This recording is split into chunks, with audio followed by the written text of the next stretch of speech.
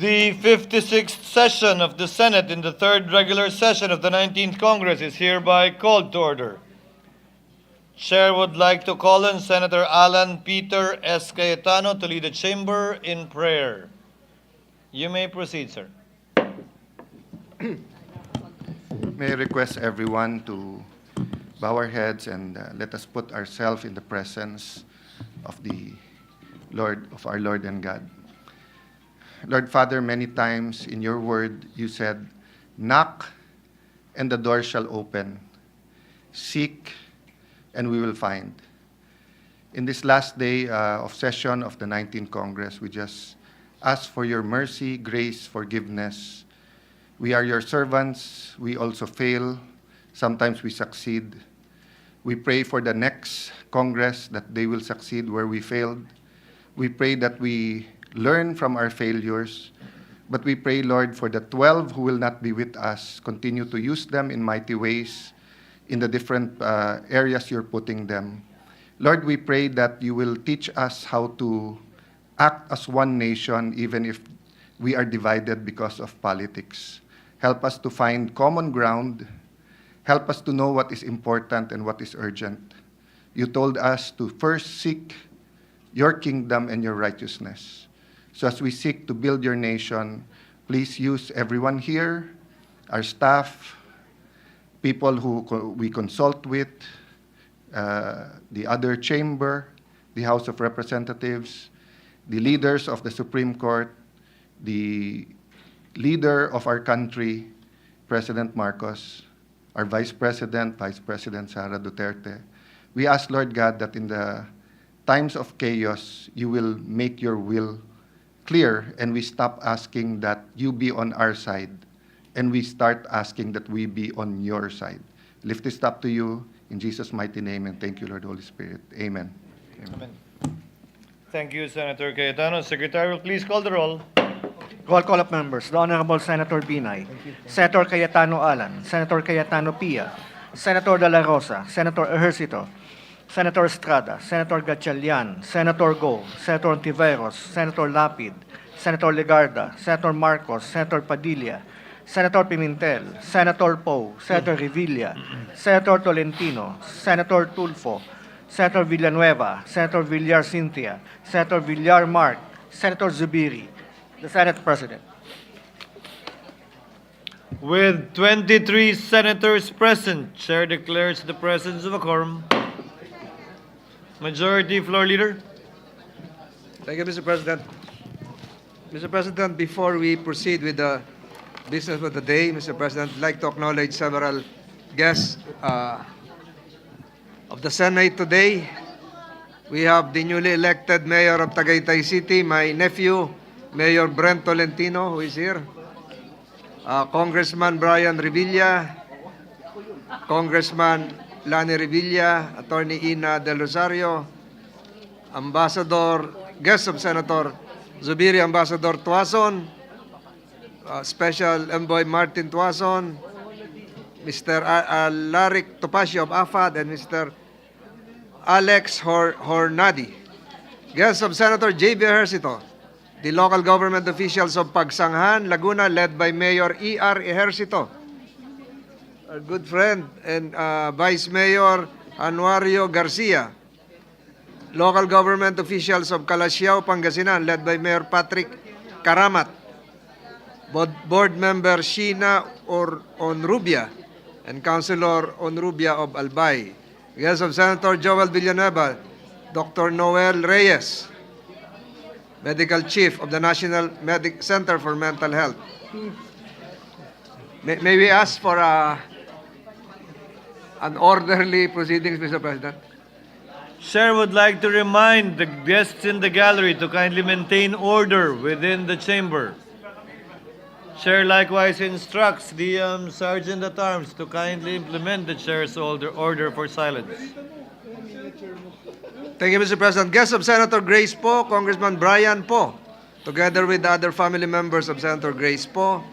Guest of Senator Risa Ontiveros, Tindig, Pilipinas, led by former Secretary Teresita Quinto Deles, Dr. Sylvia Estrada Claudio. We acknowledge the guests, Mr. President. To the aforementioned guests, welcome to your Senate. Majority Floor Leader. Mr. President, I move that we dispense with the reading of the journals of the 53rd session, Wednesday, June 4, 2025, the 54th session, Monday, June 9, 2025, and the 55th session, Tuesday, June 10, 2025, and consider the same as approved. Any objection? Hearing none, motion is approved. Mr. President, I move that we proceed with the reference of business. Any objection? Hearing none, Secretary is directed to comply. Messages from the House. Letter from the House informing the Senate that on 4 June 2025, it passed the following House bills in which it requests the concurrence of the Senate. House number 11372, strengthening the mechanism for land use development and infrastructure planning and budgeting for SUCs, amending RA 11396, and House number 11376, providing for 200 pesos daily wage increase for minimum wage workers in the private sector.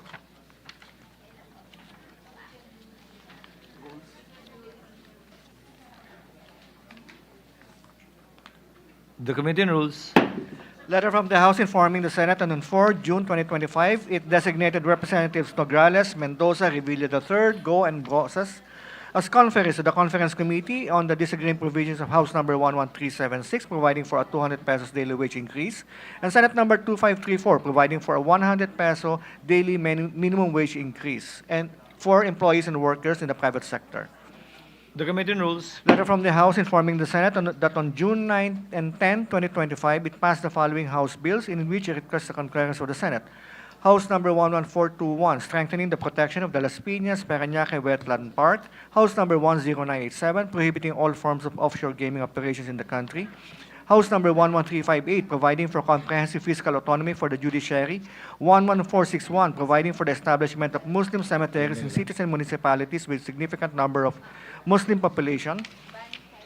11539, amending RA 10591, otherwise known as the Comprehensive Firearms and Ammunition Regulation Act, and House number 11543, institutionalizing the lifelong learning development framework, broadening the mandate of the Philippine Qualifications Framework National Coordinating Council, amending RA number 10968, and appropriating funds therefore.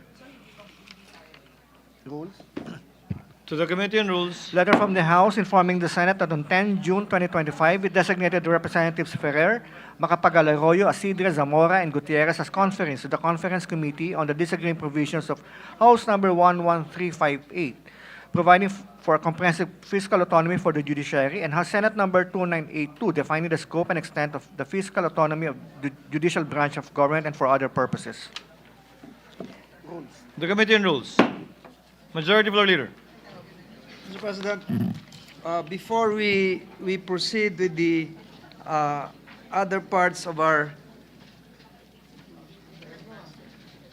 business for the day, Mr. President, we'd like to acknowledge likewise some personalities present in the gallery. Special envoy to the United Arab Emirates, Katrina Yu Pimentel, who's with us. Miss Jola Yu. We welcome their presence, acknowledge their presence, Mr. Welcome to your Senate. Mr. President, before we proceed with the other items in our agenda today, this representation would like to explain further. Just a one-liner, Mr. President, relative to my vote after the impeachment proceedings, Mr. President, yesterday. Kahapon po, pinaliwanag ko yung qualified vote ko tungkol doon sa carryover. Ulitin ko po, Mr. President, there is no provision contained in the 1987 Constitution stating the words carryover. And if the Constitution is silent about the carryover, that silence is not an invitation to presume otherwise. When the law is silent, we do not invent voices. We read the structure. We respect the design. Mr. President, I will be submitting an expanded, to save time, Mr. President, and to insert into the records, an expanded expositio ampla, Mr. President, to be part of the records of these proceedings, Mr. President. Noted and entered into the records. Thank you, Mr. President. Mr. President,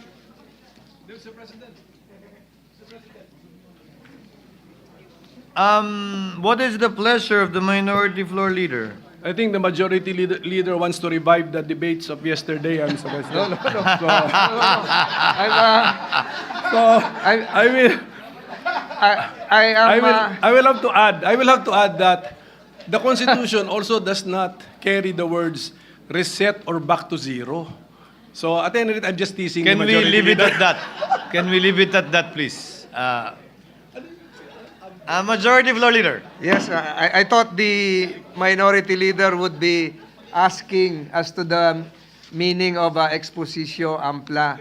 It means an expanded explanation, Mr. President, in Latin, Mr. President. Mr. President, we are in receipt of the report, the Conference Committee report on the disagreeing provisions of Senate Bill number 2982 and House Bill 11358, the bills on the Judiciary Fiscal Autonomy Act. With that, I move to recognize the chairperson of the Senate panel, Senator Aquilino Pimentel, to give the highlights of the Conference Committee report. Insert na lang, Koko. So move, Mr. President.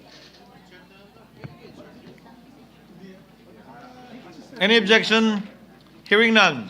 Consideration of the aforementioned bicameral conference committee report on the disagreeing provisions of Senate Bill number 2982 and House Bill number 11358 is now in order. Our minority leader and chairman of the Committee on Yes. Justice is hereby recognized. Let You me may just- proceed, sir. Yes, thank you, Mr. President. Let me mention the topic. This is the Judiciary Fiscal Autonomy Act, and my request is that we insert into the records the joint what do you call it? We insert into the records the bicameral conference committee report which harmonizes the disagreeing provisions of Senate Bill number 2982 and House Bill number 11358 upon its ratification by the body. But just additional information, we just cleaned up the bill, Mr. President. We deleted some redundancy in the bill, Mr. President. So thank you. That's all, Mr. President. Majority floor leader. Mr. President, there is a motion here for the approval and ratification of the Conference Committee report on the disagreeing provisions of Senate Bill number 2982 and House Bill 11358. And let the text of the explanation be deemed spread into the records of this chamber. So move, Mr. President. Any objection? Hearing none, the conference committee report on the disagreeing provisions of Senate Bill number 2982 and House Bill number 11358 is hereby approved and ratified. Congratulations. Majority leader. Mr. President, we are in receipt of the Conference Committee report on the disagreeing provisions of Senate Bill number 2821 and House Bill number 6571 on the Accelerated and Reform Right-of-Way Act. With that, I move to recognize the chairperson of the Senate panel, Senator Mark Villar, to give highlights of the Conference Committee report. And so move, Mr. President. Consideration of the conference committee report is hereby is now in order, and the honorable sponsor and chairman of the sponsoring committee, Senator Villar, is recognized. You may proceed, sir.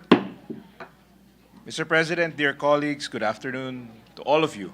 I rise to manifest my support for Senate Resolution number 1376.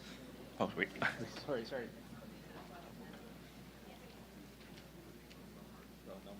Sorry. Mr. President, again, take two. Mr. President, my dear colleagues and guests of Senate, good afternoon to all of you. I would like to express my full gratitude to my dear colleagues for supporting the passage of this measure. I would like to also give thanks and kudos to the agency's resource persons, Senate Secretariat, and senatorial staff who offered their time, knowledge, and expertise. Mr. President, personal ko po naranasan ang mga problema sa right-of-way acquisition bilang dating secretary ng Department of Public Works and Highways. It was a recurring problem for infra projects which eventually caused delays in its accomplishment, resulting in economic costs to the government. During my tenure, we had to issue multiple department orders to facilitate efficient processes of right-of-way acquisitions for various high-impact infrastructure projects. Our fellow Filipinos are also affected with these issues as we failed to deliver infrastructure projects timely, projects that could have been utilized for the efficiency of their day-to-day lives. Marami pong projects ang hindi natapos sa target date dahil sa hindi maresolba na delays sa right-of-way. Moreover, compensation issues with private property owners also occur during the inefficient right-of-way process. Given these issues, we are glad to have the current Right-of-Way Act amended. The ARO introduced important changes to the current law in order to make it responsive to the dynamic changes in the infrastructure landscape.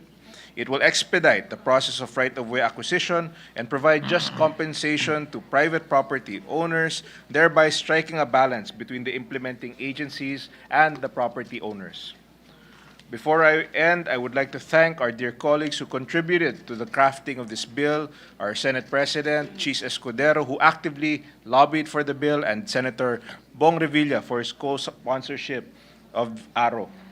I would also like to thank our counterpart from the House of Representatives, led by Congressman Romeo Momo Jr., for their support and contribution to this bill.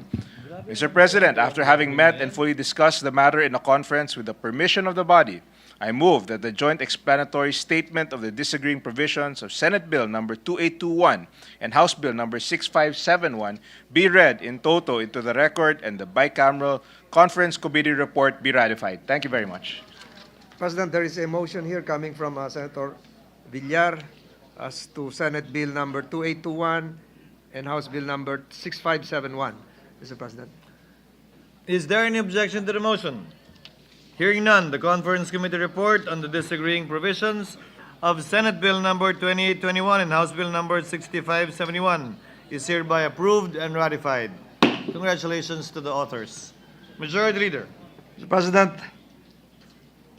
out of respect to our dear colleague from Las Piñas, Mr. President, we are in receipt of a third reading copy of House Bill number 11421, entitled An Act Strengthening the Protection of the Las Piñas Parañaque Wetland Park, including the establishment of its buffer zone and appropriating funds therefore.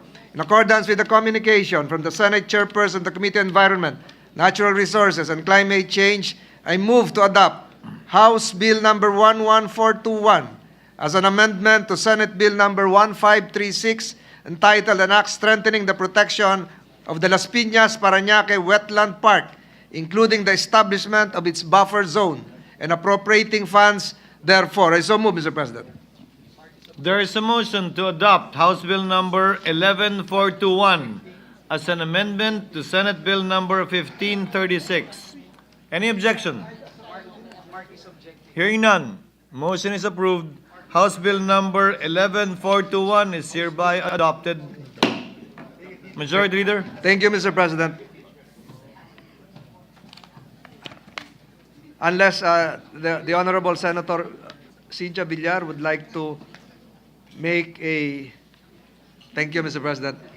Mr. President, we have received a communication from the House of Representatives that House Bill number 11539, entitled An Act Amending Republic Act number 10591, as amended, otherwise known as the Comprehensive Firearms and Ammunition Regulation Act, was passed on third reading yesterday, June 10, 2025.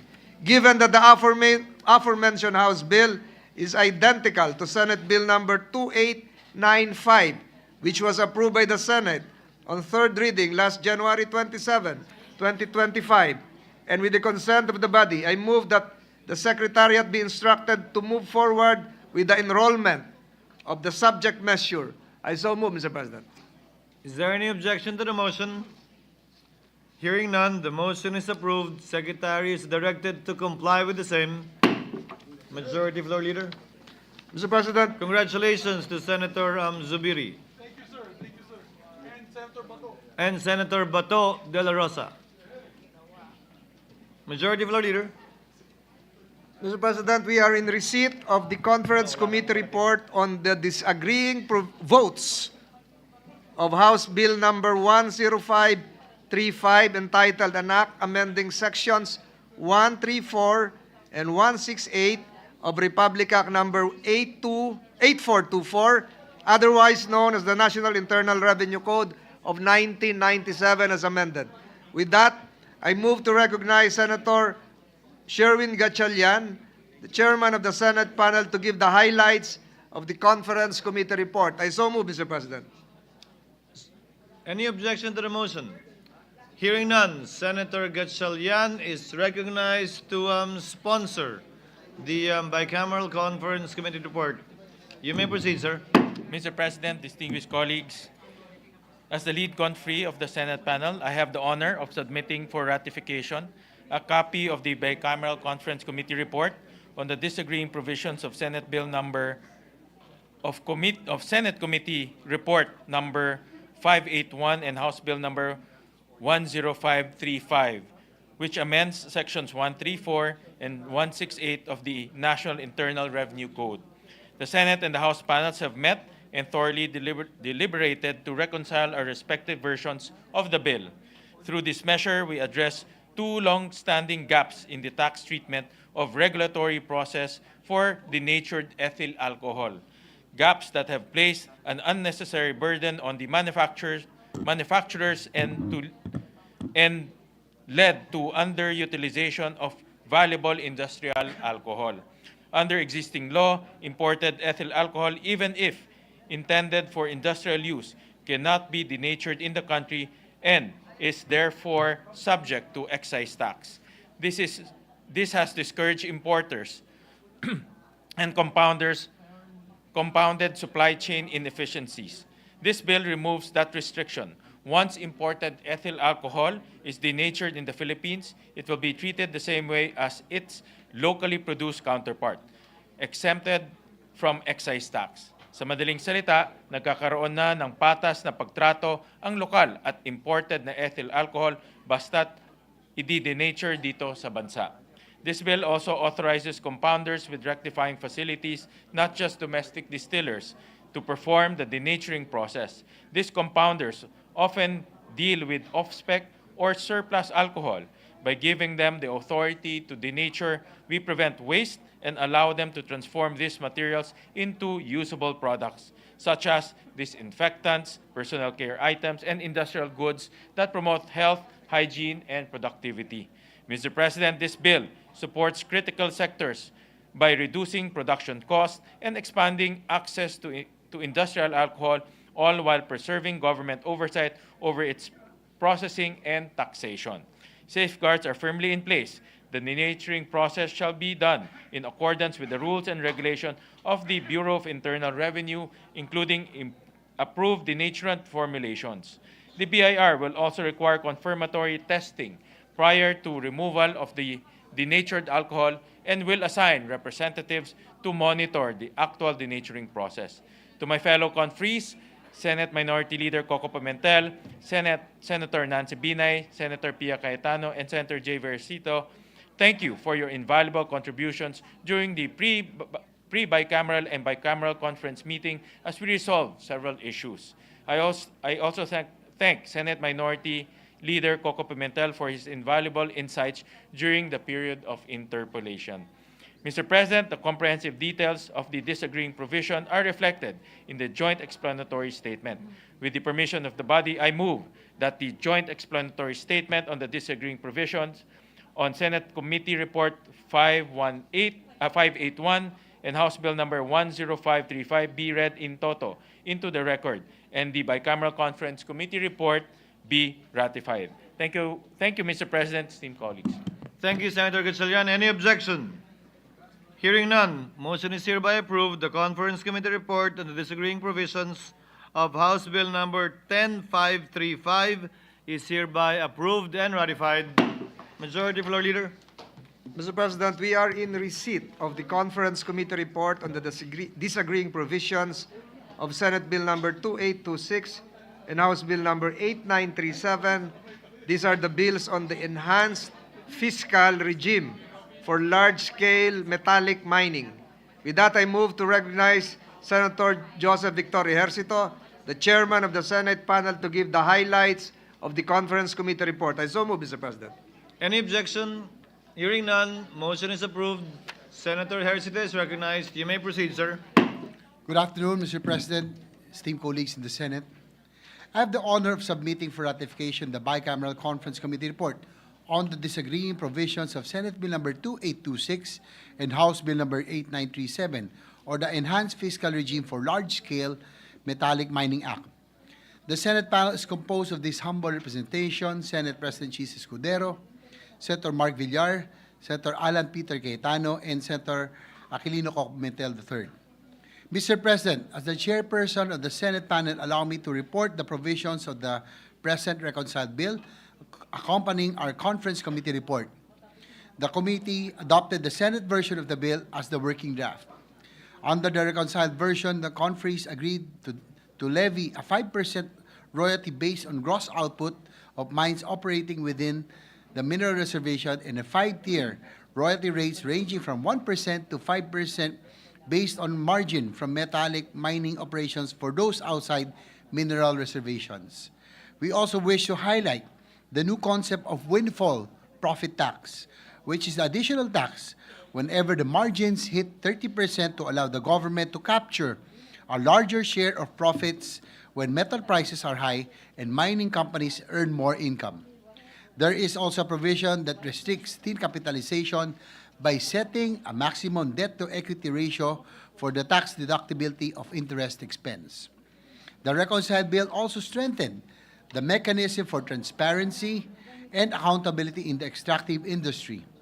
Finally, for our local government units, we included a provision for the immediate release of LGU's share of excise tax, royalties, and other taxes and fees. With these reforms, Mr. President, we are optimistic that this will contribute an additional 6 billion worth of revenues for the government. Ginoong Pangulo, kinikilala natin ang potensyal ng mining industry na makatulong na palawigin ang ating ekonomiya. Tiniyak nating balansehin ang mga karapatan at interes ng iba't ibang sektor ng lipunan. Nais ko lamang pong bigyan diin ang probisyon na tingin ko ay nakatulong sana sa pagtaguyod ng mga trabaho at pagyayabong ng industriya sa ating bansa. The Senate version approved the provision of a 5-year moratorium on exports of locally extracted minerals. This proposal would have served as the framework to revitalize local industry, stimulate economic growth, create higher quality employment opportunities, promote value-added processing, expand our domestic and supplier network, and develop robust chains and enhance linkages across sectors, among others. The provision may not have been adopted by the bicameral conference committee, but this may be something for future Congresses to visit. Mr. President, medyo nalungkot po ako. Sa tingin ko, ito'y magiging game changer sana sa ating po mining industry. Pero hindi pa ho tayo nagtatapos. Ilalaban pa ho natin ito sa mga susunod na Kongreso. To the end, this representation would like to thank this august chamber for extending their valuable support to the passage of this measure from the committee hearings to our plenary deliberations. Mr. President, with the permission of the body, I move that the joint explanatory statement on the disagreeing provisions of Senate Bill number 2826 and House Bill number 8937 be read in toto into the record and that the bicameral conference committee report be ratified. Before acting on the motion of Senator Ejercito, Chair would like to recognize Senator Zubiri. Thank you. What is the pleasure of the Honorable Zubiri? Thank you, Senate President. May I just ask the sponsor if we could just clarify the provision of the initial law that we passed here in the Senate, if it was carried, which was the export ban of rare earth minerals? The Chair can answer. Okay, That was yes. removed from the version of the bill. Okay, thank you. I just wanted to find that out. Thank you. Thank you, Senator Zubiri. Senator Villanueva. Yes, Mr. President. May I just manifest, Mr. President, shortly in reaction to the report given by our head contingent of the Senate? The gentleman may proceed. Thank you very much, Mr. President. Mr. President, let me put into the records that this representation strongly register its opposition to the deletion of the 5-year ban on mining that was included, Mr. President, in the third reading version of this bill. Mr. President, I feel that its removal shifts our policy from precaution to profit and puts our fragile ecosystems at risk.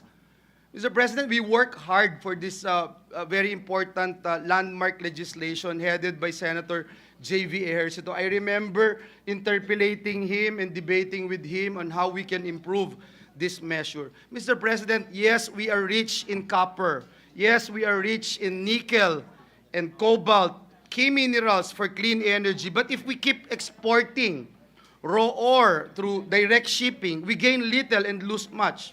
Mr. President, Indonesia already banned nickel exports to encourage local processing.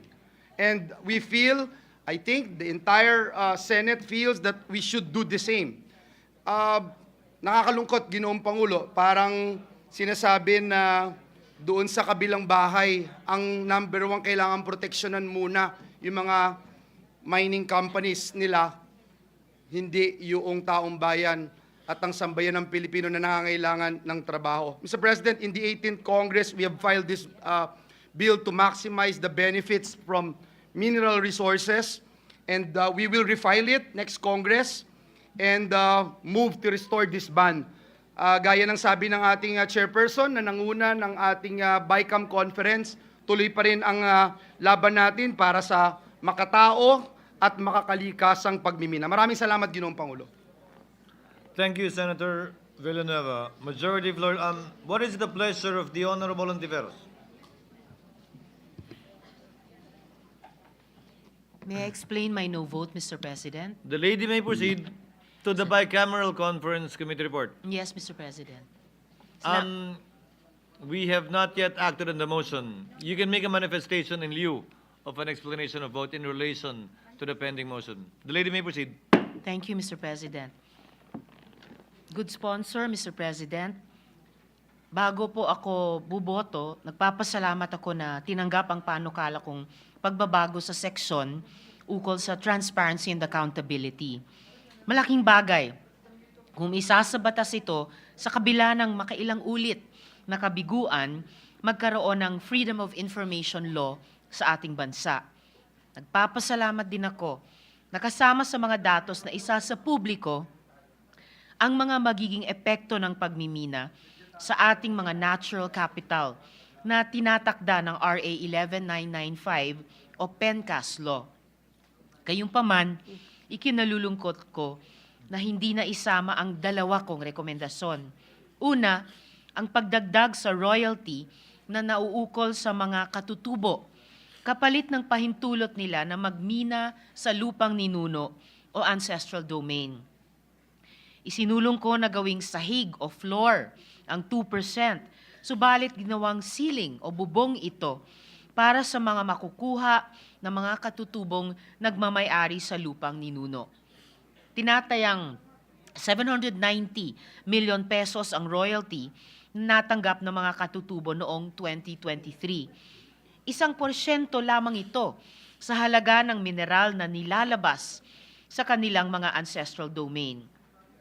Maliit na halaga na, nababawasan pa dahil binubuwisan ng gobyerno ng income tax ang royalties na tinatanggap ng mga katutubo. Pangalawa, ang panukalang export tax. Tinutulak ko ito hindi lamang sa karagdagang buwis, subalit dahil sa kinakailangang pananalapi upang mapondohan ang isang National Industrialization Program na aking sinusulong sa Alternative Minerals Management Bill. At pangatlo, totoong meron nakukuhang royalty ang Mines and Geosciences Bureau, ngunit ito'y limitado lamang sa mga mineral reservations. Binababaan pa mula sa 5% at ngayon 3% na lamang sa BICAM version. Malaking bahagi nito'y masasabing reimbursement o bayad lamang para sa nagastos na ng pamahalaan sa pagtuklas ng mga mineral. Sa mga kadahilanang ito, Mr. President and good sponsor, ikanululungkot ko na boboto akong no sa mining fiscal tax regime bill. Salamat, Mr. Noted President. and entered into the records. Majority Floor Leader.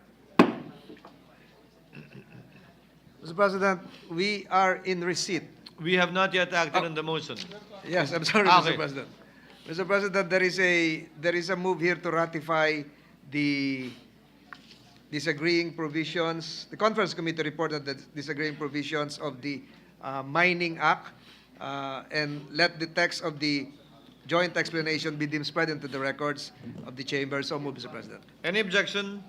Hearing none, motion is approved. The conference committee report on the disagreeing provisions of Senate Bill number 2826 and House Bill number 8937 is hereby approved and ratified.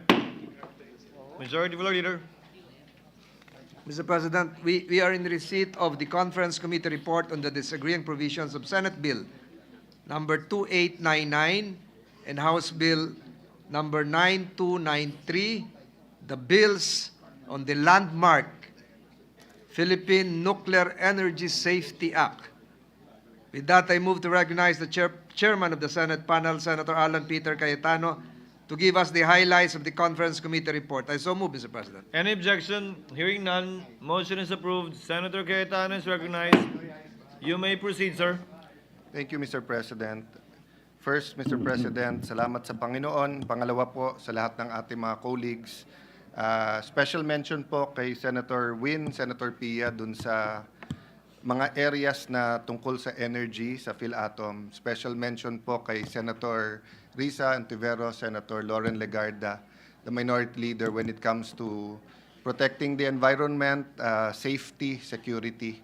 Having said that, Mr. President, malinaw ang objective ng bill na to, ihiwalay ang ahensya na nagpro-promote ng atomic at nuclear energy at ang ahensya na magre-regulate.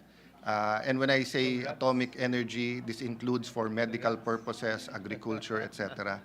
Having said that, Mr. President, let me take this opportunity in behalf of the whole Committee on Science Technology to thank first and foremost our Majority Leader, who is supposed to chair that committee but allowed me to take over. To thank Senator Mig Subiri for the enhanced Philippine Science High School Act. Thank Senator Pia for the virology, creating that very important aspect, taking note of that very important aspect that we neglected before the pandemic.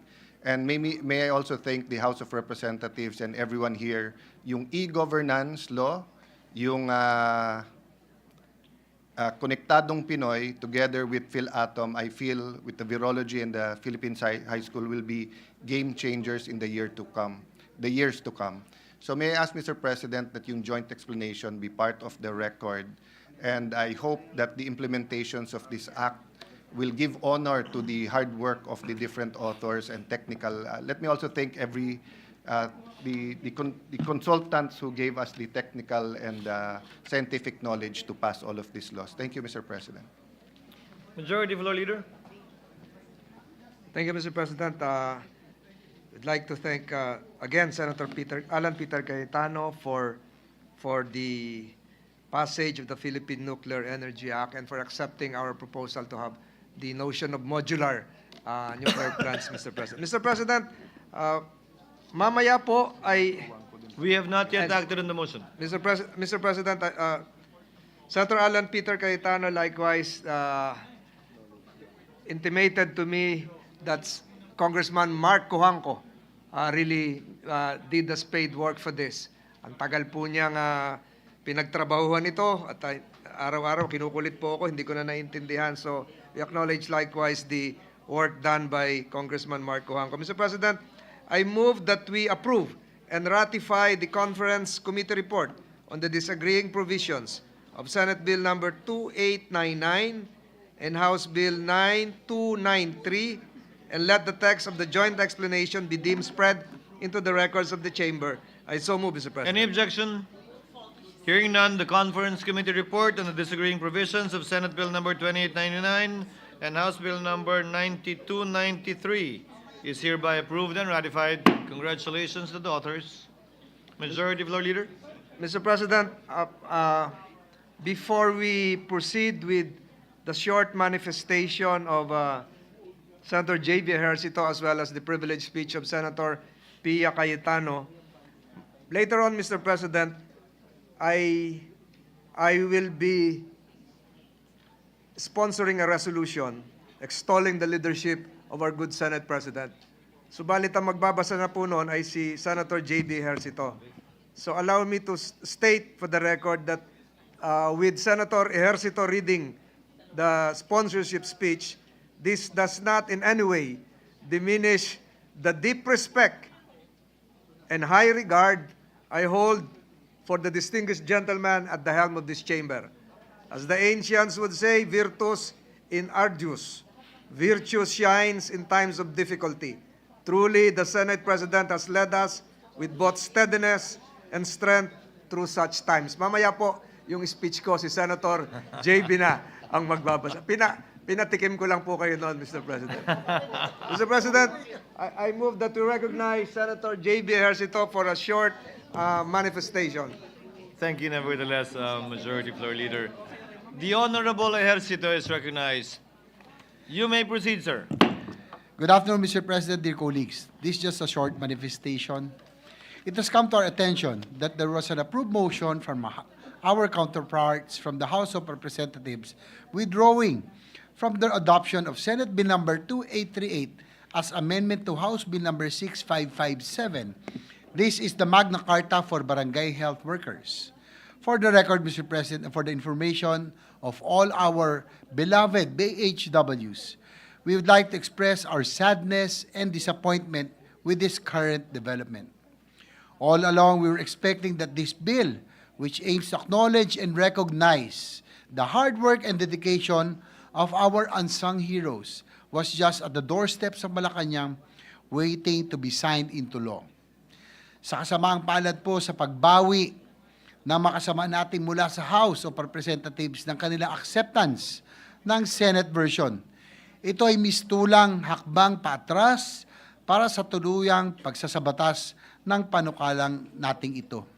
Mr. President, matagal na pong inaantay ito ng ating barangay health workers, whom I consider one of the most overworked and yet undercompensated. Sila po ang ating talagang frontliners at nakita natin ang kanila pong dedikasyon, ang kanila pong serbisyo, lalo na noong panahon ng pandemya. Umulan man o umaraw, kinakagat pa ng aso at tinahabol pa. Ang ating BHWs ay nandyan para magtrabaho upang pangalagaan ang ating kalusugan. To all our BHWs, our frontliners during the pandemic, our force multipliers for the implementation of the universal health care, your Senate has always been aware, sensitive, and concerned of your struggles. We remain firm in believing that the Magna Carta for BHW should be passed into law to justly compensate your service to our people. Sa bahagi po ng Senado, ginawa po namin ang aming tungkulin. Ngunit makakaasa po kayo na patuloy kami nakasuporta sa lahat ng ating barangay health workers. Maghihintay kami sa susunod na mga hakbang na maaaring gawin ng House of Representatives para umusad ang panukalang ito na handog natin sa ating mga bayaning BHWs. Maraming salamat po, Ginoong Pangulo. What is the pleasure of the Honorable Zubiri? Mr. President, I would just like to second the manifestation of Senator J.V. Ejercito. The gentleman may proceed. Thank you very much, Mr. President. Mr. President, I am disheartened, I'm saddened by the idea that the House of Representatives withdrew their support of such an important measure for our BHWs, barangay health workers. At least we put it on record that the Senate stood up to the challenge in helping our BHWs. We did our best, Mr. President. You did your best. We did our best. And it's just unfortunate that they had to withdraw the adoption of the measure, which will put the nail on the coffin of this measure for the 19th Congress.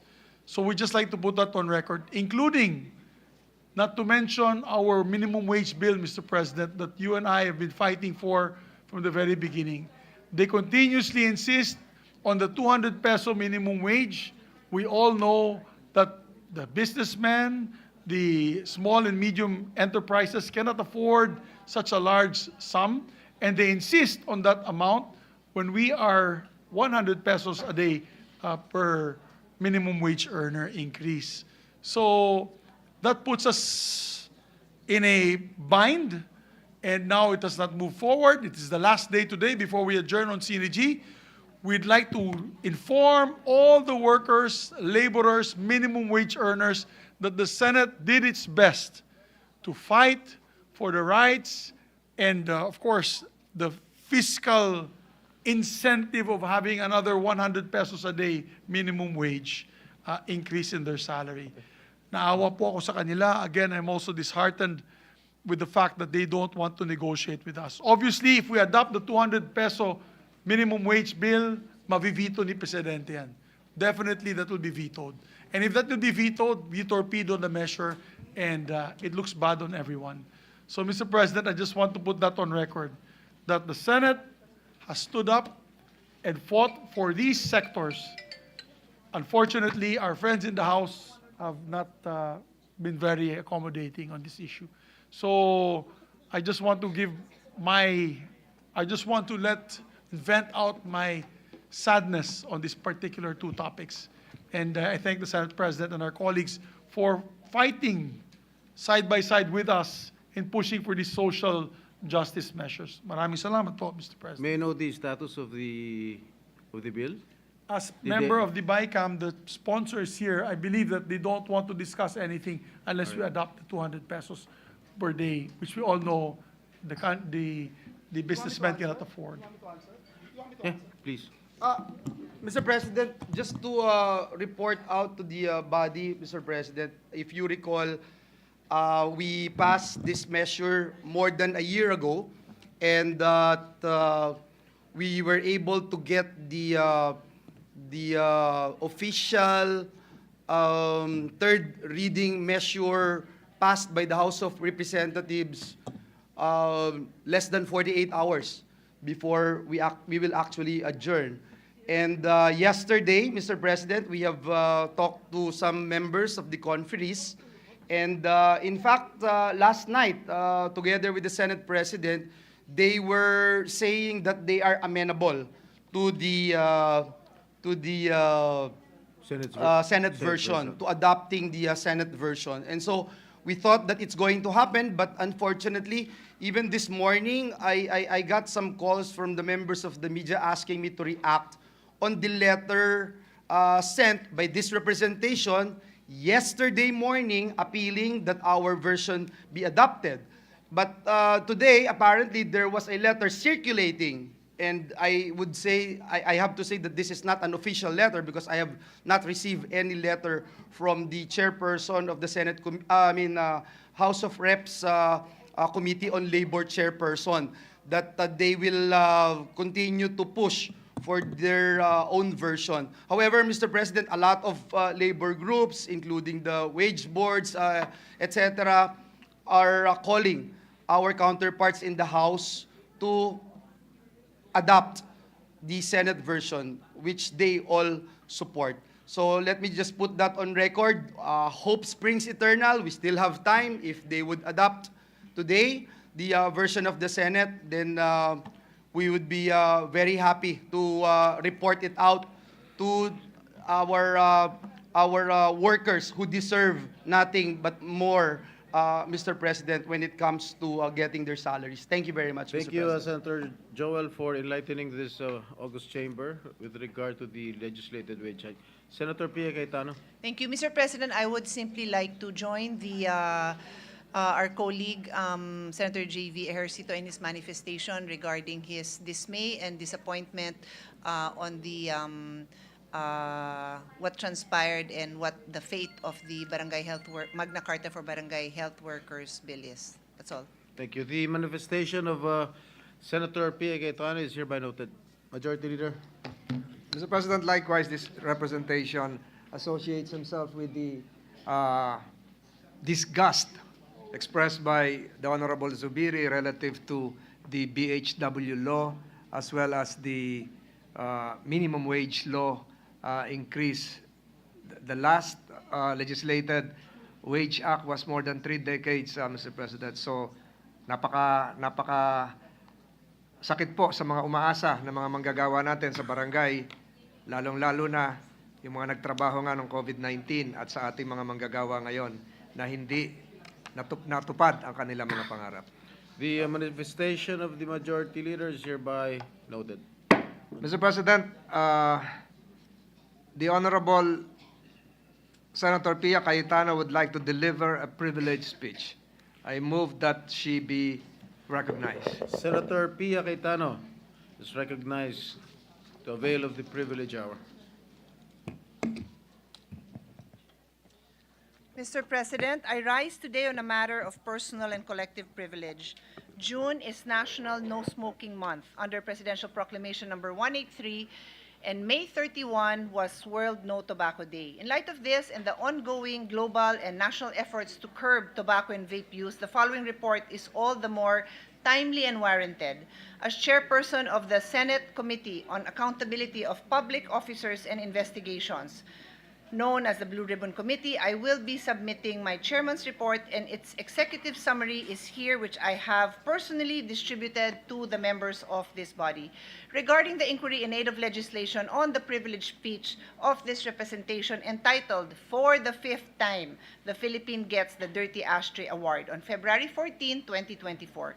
This report includes an inquiry into the Philippine delegation's conduct during the Conference of the Parties, the COP10 negotiations, which drew criticism for delaying the proceedings, echoing tobacco industry arguments, and failing to uphold the country's commitments to global health standards. In 2005, the Philippines signed and ratified the World Health Organization Framework Convention on Tobacco Control. This is the WHO FCTC. During the WFCTC COP10, held from 5 to 10 February 2024 in Panama City, the Republic of Panama, the Philippines received a Dirty Ashtray Award. The Dirty Ashtray Award, a notorious dishonor, was conferred upon the Philippines for the brazen use of tobacco industry tactics to dispute and delay consensus. It was reported, among others, that the Philippines sent a 34-person delegation to COP10, the largest from any government. This unusually large number remarkably outnumbered the delegation of some more populous countries, such as China and Russia. After conducting several hearings, I now present our key findings and recommendations. First, the Philippine delegation received the notorious Dirty Ashtray Award at the WFCT conference for actions seen as favoring the tobacco industry by, among others, delaying the agenda and pushing the so-called balanced policy narrative. In reality, the balanced policy has been weaponized to serve industry interests, guised as concern for farmers, in direct conflict with our obligations under our current law and the WHO FCTC. Second, the Department of Trade and Industry appears to have exceeded its authority when it issued the DTI vape law supplemental rules, which effectively delayed the implementation of key provisions of the vape law. We recommend further investigation to determine whether this constitutes a usurpation of legislative powers. Third, the vape industry was directed to register their products and remove non-compliant products from the market.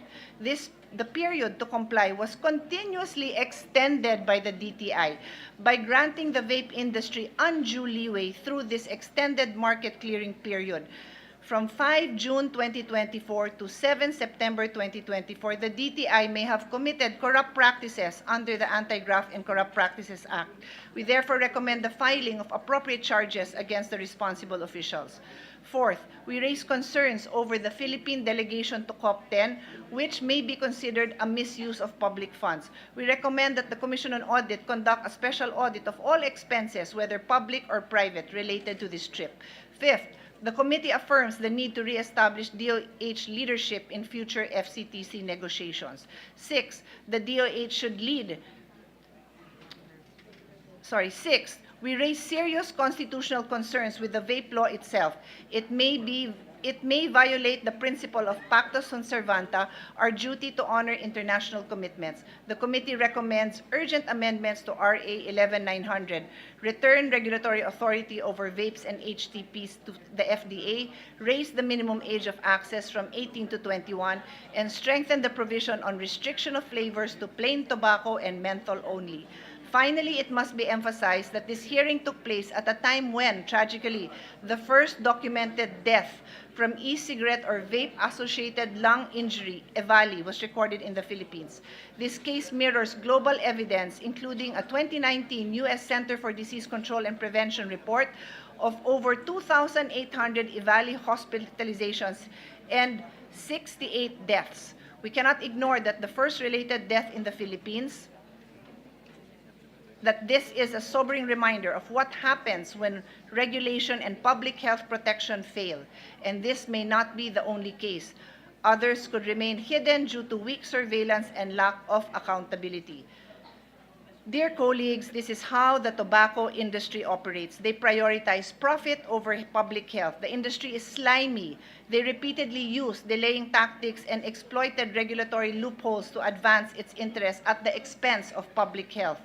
The previous Congress undermined progress made on tobacco and vape control by removing the protective measures under the sin tax law. The passage of the vape law not only overturned important provisions under our sin tax law, but it also opened the floodgates for more Filipinos, especially our youth, to use these harmful products and practically encourage such practice in the guise of regulation. We owe it to the next generation to guard them against an industry that seeks to profit at the expense of their health and safety. Sa Kongreso pong ito, ilang beses akong tumayo para ipahayag sa inyo ang kalokohan ng tobacco industry. Lubos kong ikinagagalak na marami sa inyo ang nagpakita ng suporta sa kagustuhan ko na mapigilan natin ang industriya na sirain ang kalusugan ng ating mamamayan. I hope that you will join me in the filing of bills in the next Congress to hold this industry accountable and firmly put them in its place. Thank you, Mr. President. Thank you, Senator Pia Cayetano, for that passionate speech. Before that, Senator Alan Peter Cayetano. Mr. President, just a manifestation. May I be allowed, Majority Leader? Mr. President, 3 topics, 1 manifestation, mabilis lang. First, may I associate myself with the topic of Senator Pia. Despite losing votes in the 2022 election, I really campaigned also on the issue of vape and e-cigs. Much study is needed, but delikado po talaga. If you go to Hong Kong and Singapore, it's a criminal offense. Sa atin, parang in-encourage pa natin na lumaki yung industriya dito. Number 2, may I congratulate everyone, including, of course, Senator Risa dun sa anti-POGO. Nung pinayagan po ang POGO, matagal na to, pero nung lumaki, last administration, ang sinasabi, hindi naman Pilipino ang tumataya. Ang problema po, binagbawal na natin POGO, lumalaki naman po ngayon ang industriya ng online na mga Pilipino ang tumataya. So I hope the next Congress can look into this. It's not as addictive as e-sabong, but it will get there because gaming is addictive. Using the internet is addictive. If you put the two together, you can do that kind of gambling anywhere, anytime. Napakadelikado para sa atin. So I want to honor those who warned us against POGO 15, 20 years ago, whatever it was called, pero we only acted upon it now. So sana po we act on the online gaming soon in the 20th Congress. Lastly, Mr. President, may I also request that request that the partial report or preliminary report doon po sa tulay na nahulog po na bumaksak sa Isabela. We did a few hearings, hindi pa natapos, but there are glaring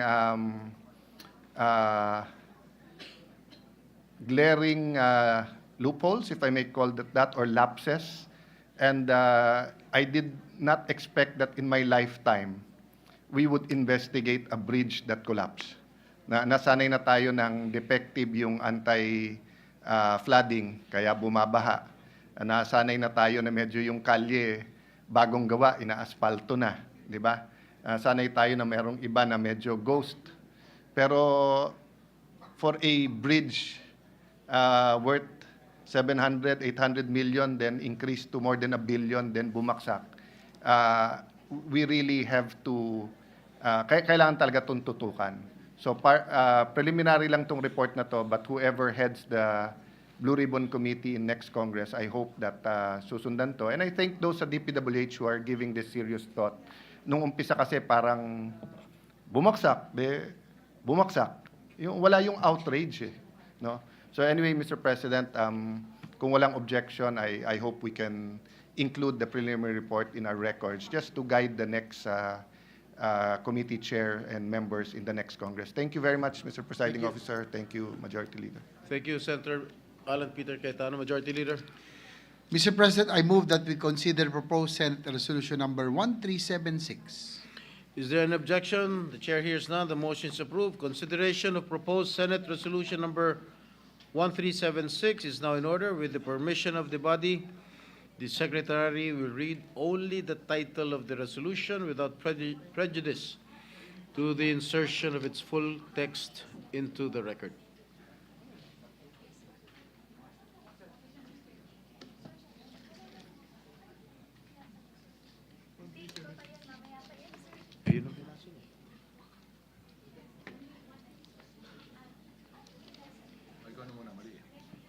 Session suspended.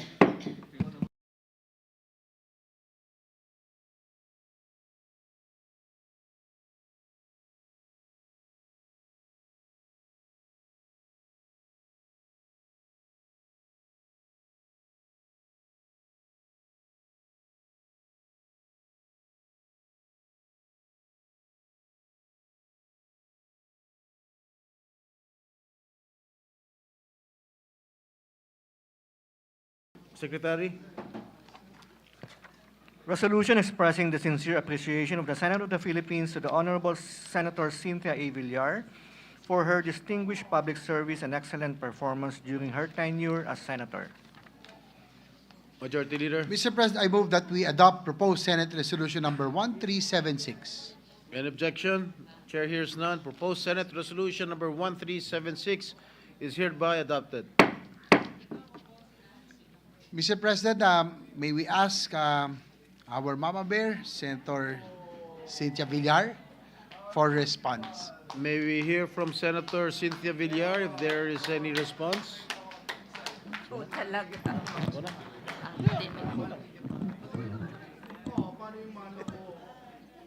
Mr. Senate President, esteemed colleagues, dear friends and fellow Filipinos, 12 years ago, I entered the halls of the Senate with a clear intention to serve with integrity and use the knowledge I had to make a difference, especially to uplift the lives of those who need it most.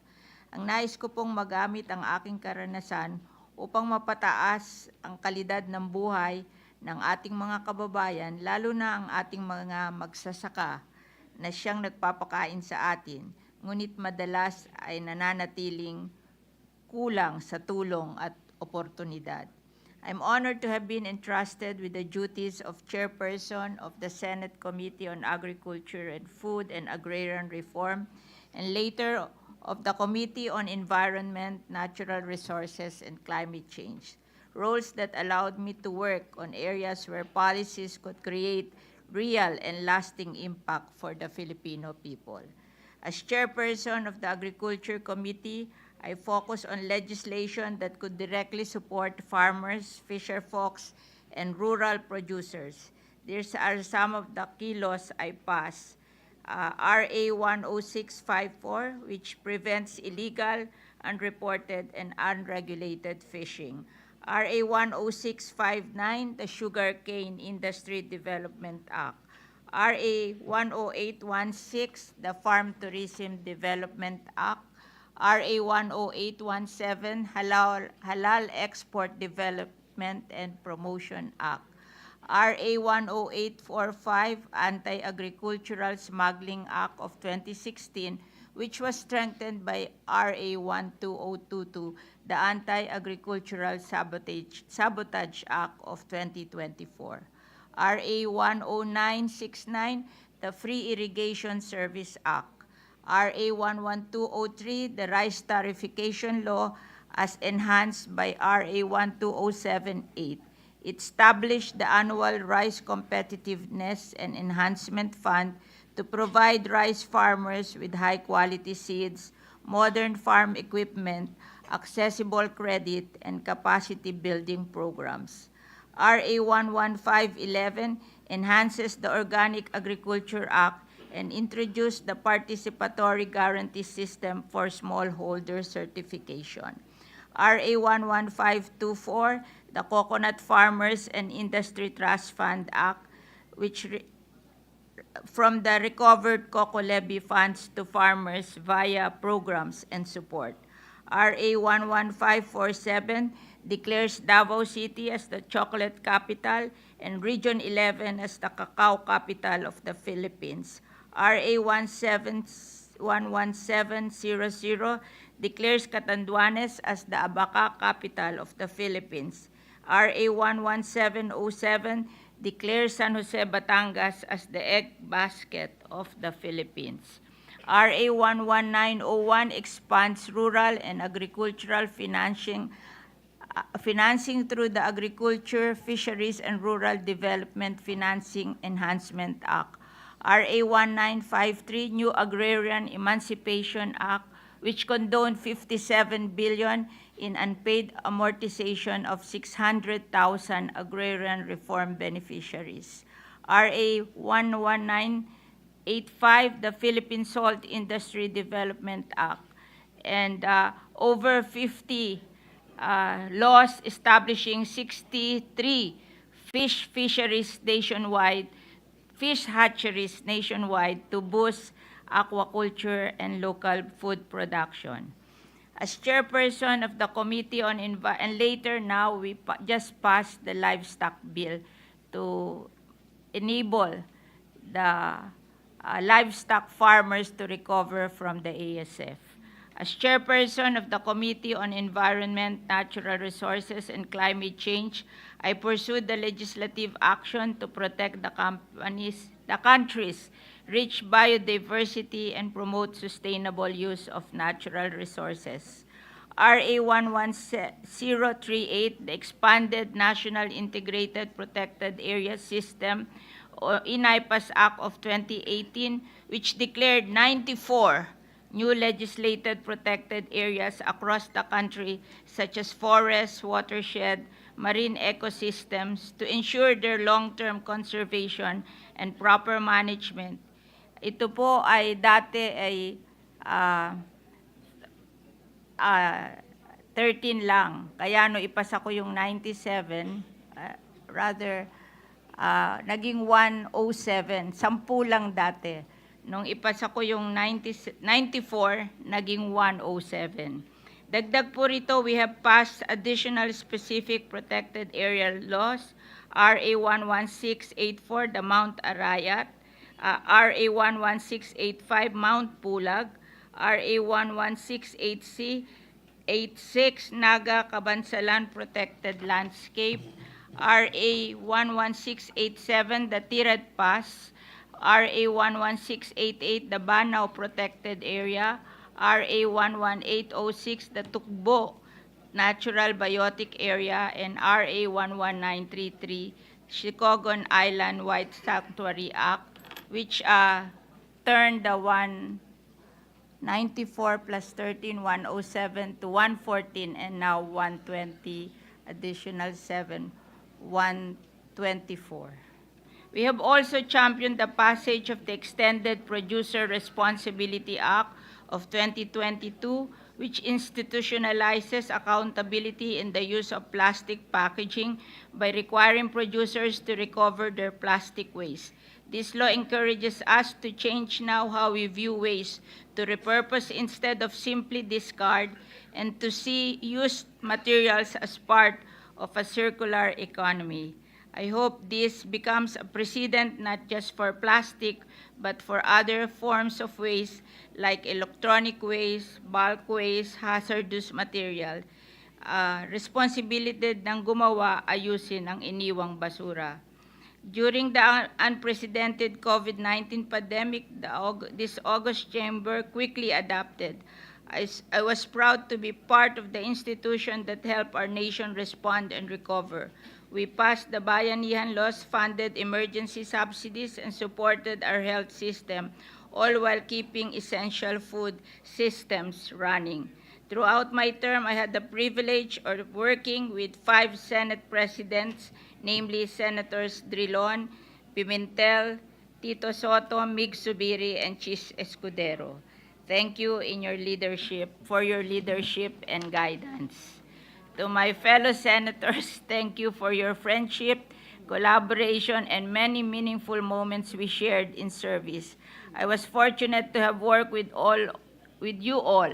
Allow me to mention your names in alphabetical order.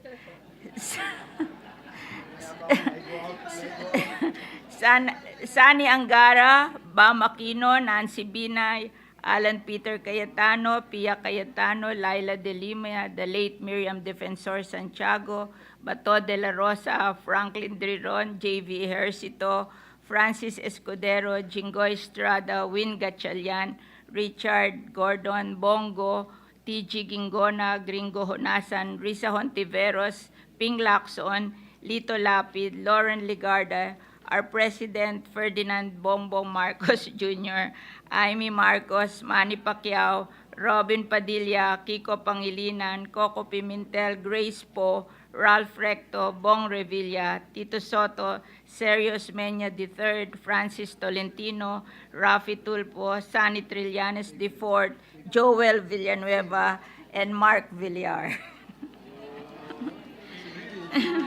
Nasabi ko na.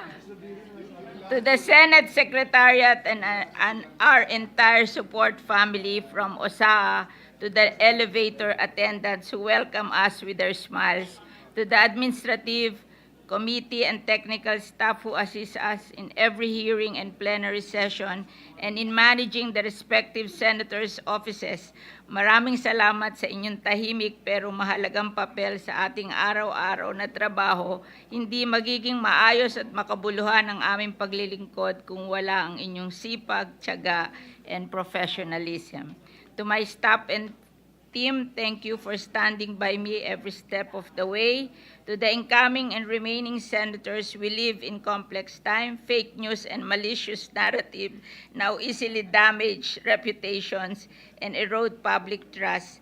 And while some say this is all part of the job, it should not be. Let us remain anchored on the truth. Let us rise above the noise. Let us protect not just ourselves, but the very institution we serve. In this chamber, you fondly call me Mama Bear, a simple moniker, but one I took to heart.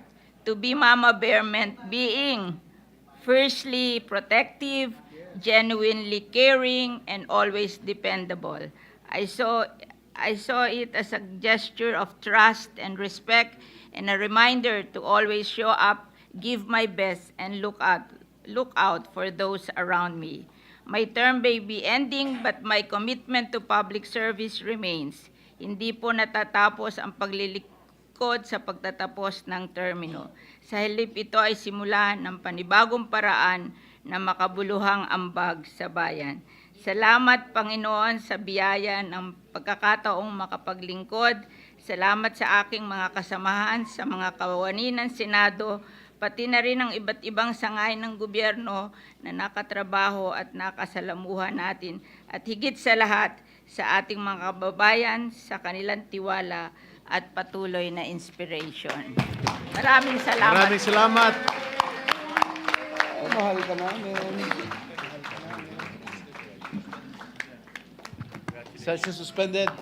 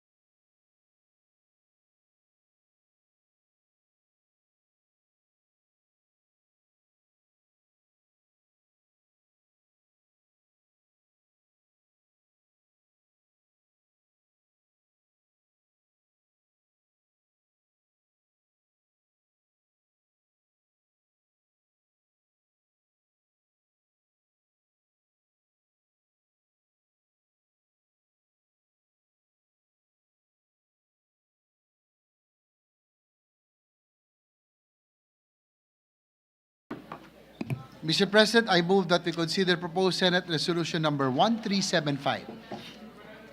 Any objection? Hearing none, motion is approved. Secretary is directed to comply. Resolution commending the Honorable Senator Grace L. Poe for her distinguished public service, outstanding performance, and invaluable contributions to the Senate and the Filipino people during her term as Senator.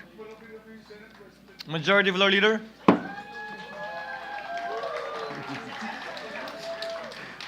Mr. President, I move that we adopt proposed Senate Resolution number 1375. Session is... Any objection? Hearing none, motion is approved. Senate Resolution number 1375 is hereby adopted. Majority Leader? Yes, Mr. President, to give her response, I move that we recognize the amazing grace of the Senate, Senator Grace Poe. Senator Grace Poe is recognized. You may proceed, ma'am. Mr. President, esteemed colleagues, fellow public servants, and every Filipino I've had the privilege to serve, I rise with a full heart, a grateful spirit, and let's be honest, a bit of disbelief that 12 years have gone by so quickly. In 2013 and again in 2019, I was humbled to receive over 20 million votes each time. With that support came a quiet but persistent pressure to live up to FPJ's legacy and repay the trust that Filipinos gave me. Kaya naman sa loob ng 12 taon, I filed close to 700 measures and passed more than half of that, 368 laws to be exact. Pero hindi ito tungkol sa dami. These laws were meant to respond to the everyday needs of the Filipino people who place their trust in all of us. Today, I stand before you, not just as a lawmaker, but as your humble public servant who has learned that the real power of this office lies not in the title, but in the trust and dreams of the people we serve. Maraming salamat po sa tiwala ninyong lahat.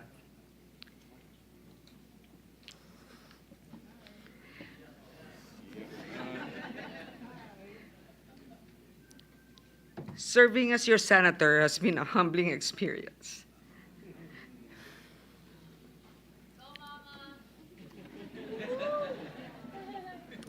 There's nothing quite like being grilled in the plenary hall to remind me of what my mom, Susan Rosas, asked me when I first ran for public office. Sabi niya, pagbutihan mo at huwag mahihiyang magtanong.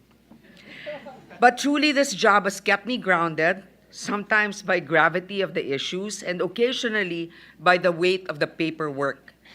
Whether by design or more often by sheer luck or lack thereof, I somehow always found myself right in the middle of tough investigations, like the Mama Sapano massacre, MRT3 problems, the NAIA glitch, the PUV modernization, and the wild world of ride-hailing apps and motorcycle taxis. At one point, I felt less like a senator and more like the Senate's designated crisis hotline operator. I am proud to have championed causes close to my heart, and I hope to yours. Indeed, I consider it the greatest blessing of my life to have witnessed, if not contributed, to the birth of several landmark laws. We fought for every Filipino child's right to a healthy start in life, where millions of mothers and their infants were provided with checkups and vitamins in the first 1,000 days law. With the masustansyang pagkain para sa Batang Pilipino Act, or more popularly known as the National Child Feeding Law, we made sure that no child goes to school on an empty stomach because math is hard enough without hunger pangs. Ngayon, mahigit 3 milyong mag-aaral sa public schools at DSW daycare centers ang nabibigyan ng hot meals o mainit na pagkain taon-taon. Wala na sigurong mas personal sa akin, kundi ang pagpasa ng mga batas para mapadali ang proseso ng pag-aampon sa ilalim ng Simulated Birth Rectification Act at Domestic Administrative Adoption Act. Thank you again, Senator Risa. Under the Foundling Recognition and Protection Act, deserted and abandoned children are not just recognized as Filipinos, but guaranteed full rights and protections under this law. This was not just policy work for me. In many ways, it was healing. Hindi lang mga bata ang kailangan ng aruga, hanggang sa pagtanda. Ako ay kaagapay ninyo sa increase in Social Pension for Indigent Senior Citizens Act. Dinoble natin ang pensyon ng mga senior citizens na indigent, may karamdaman at walang income o suporta ng pamilya. Bawat pensyon na 1,000 para sa mga lolo't lola, parang I love you galing sa gobyerno. Hindi lang sa buhay, pati sa huling goodbye, may libreng tulong na. Sa Free Funeral Services Act na pinasa natin nito lang, libre na ang burol para sa mga indigent para hindi na kailangan pang mangutang habang nagluluksa. One of my first laws as senator was the Free Mobile Disaster Alerts Act. Filipinos receive accurate and reliable information in their mobile phones before and when disaster strikes. Simple man ang batas, pero maraming buhay ngayon ang naliligtas tuwing may bagyo o kalamidad. We leave behind laws that have not only responded to unprecedented times, but also paved the way to a more resilient and robust future. The amendments to the 86-year-old Public Service Act allowed more players to invest in sectors like telecommunications and transportation while still safeguarding national security and interests. New internet service providers like SpaceX are now making inroads in the Philippines because of the Public Service Act. Ngayon, pwede na magkaroon ng mga hearing ang mga nasa tawi-tawi at ang ating mga Supreme Court justices ay sila mismo ang dumidinig dahil nga dito sa mga serbisyo ng mga telecommunications. The Konektadong Pinoy Act will supplement this in bridging the digital divide. I'm also honored to be part of paving the way for projects like the NAIA Rehabilitation, the New Manila International Airport, and the Bulacan Eco Zone, where progress isn't just a buzzword, but a reality that is already on its way. We've also made inroads in making the country a more walkable and bikeable place, thanks to the provisions we introduced in the Bayanihan laws, which we sustained in subsequent budgets. With measures like the Financial Institutions Strategic Transfer Act and the amendments to the Anti-Money Laundering Act, we made sure that our financial system is in check. Kahit papano nabubuko yung mga nagtatago ng pera katulad nung sa POGO hearings. Kailangan lang natin i-fund pa sila ng mas mabuti para lumawak ang kanilang supervision. Laws like the Anti-Financial Account Scamming Act, AFASA, and the SIM Registration Act now act as our shields against scammers. Nitong nakaraang taon lang, may 3.6 billion spam messages at 3.3 million na SIMs na ginagamit sa krimen at napa-decommission natin sa mga telcos. Sa ngalan naman ng serbisyo publiko, humigit kumulang 143 franchises ang ating naaprubahan simula 2016 mula major broadcast companies tulad ng GMA, TV5, Manila Broadcasting Company at Signal TV. Sayang, hindi umabot ng ABS-CBN.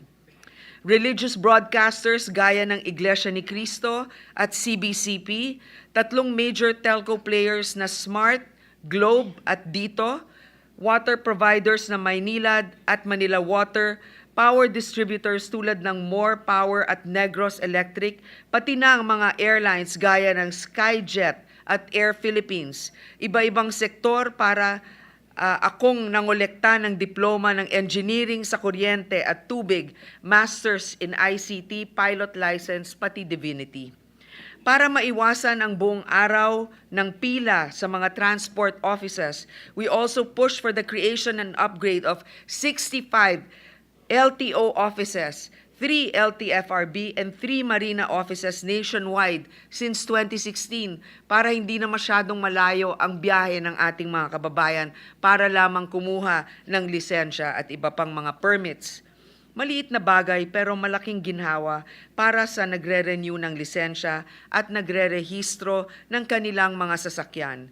We also tackled red tape with longer passport and driver's license validity. Since its implementation, our passports are now valid for 10 years, while more than 10 million individuals have benefited from extended validity of driver's licenses. 10 years din. Ang buhay ngayon ng Pilipino, hindi na puro pila, puro biyahe. I won't bore you with a long list. After all, 12 years is a long time, and I've given you a long list already. The Senate President so generously gave me this time to say my goodbyes.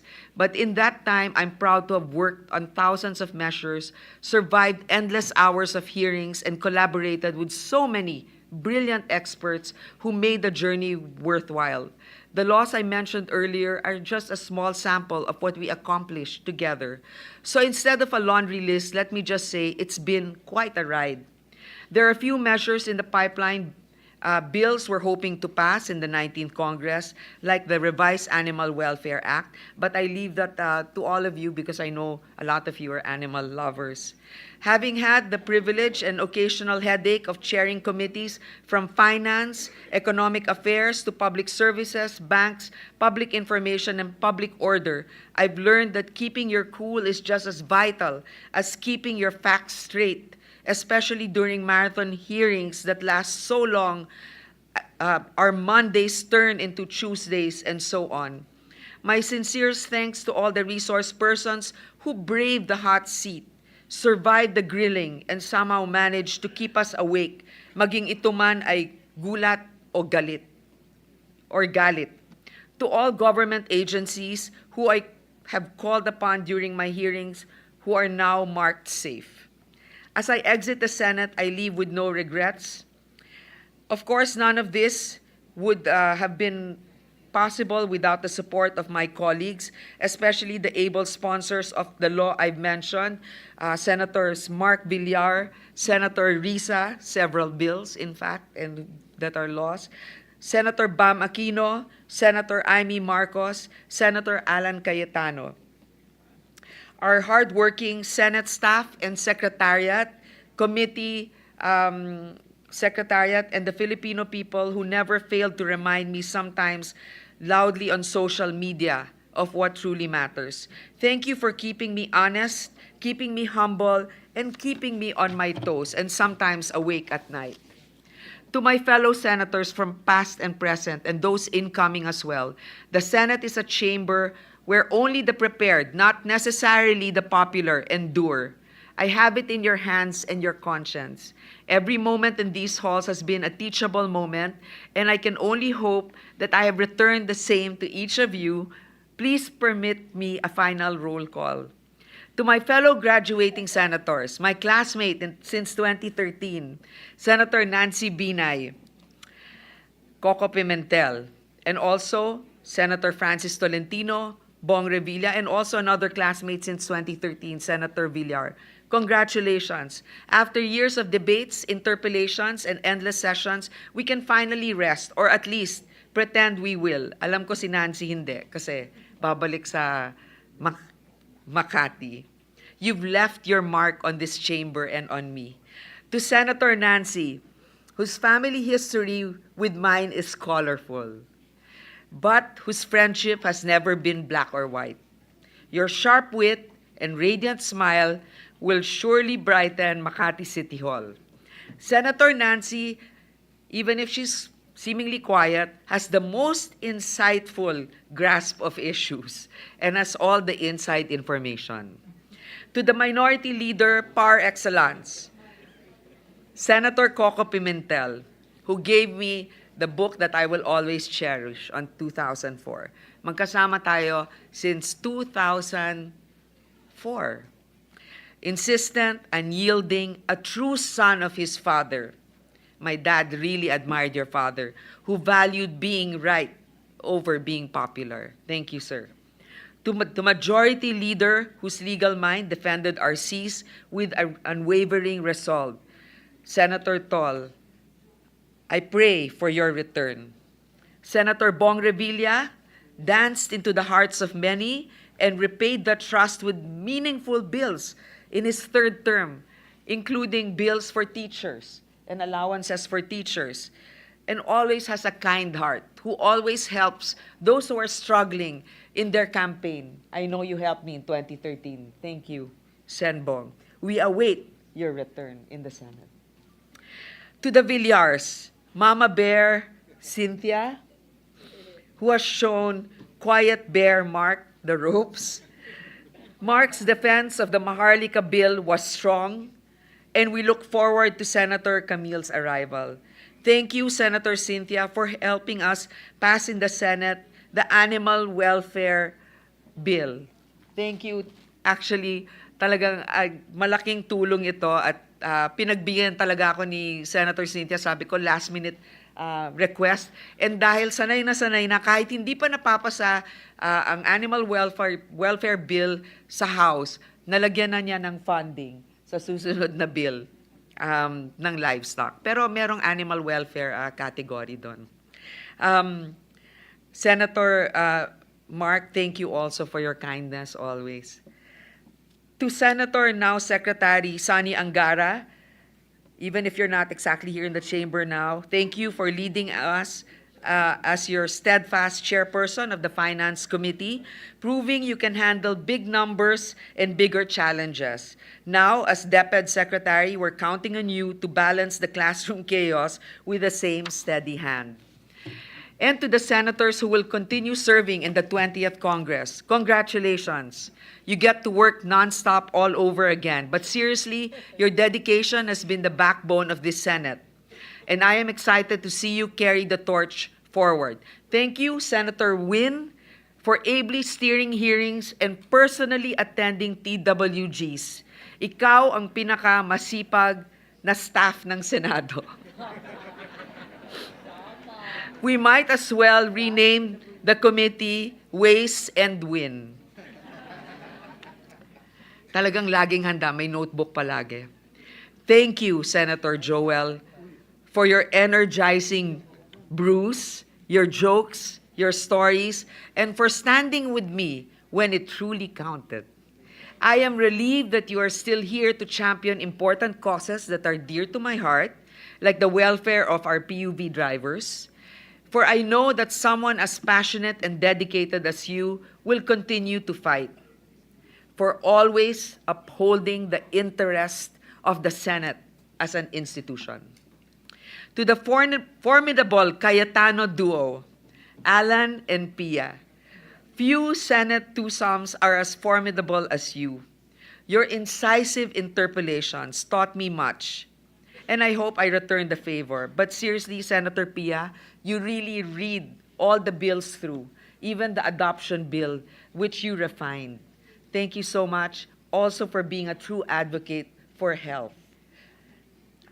For Senator Alan Cayetano, who I fondly sometimes call unicorn because there are sightings of him, but when he comes here,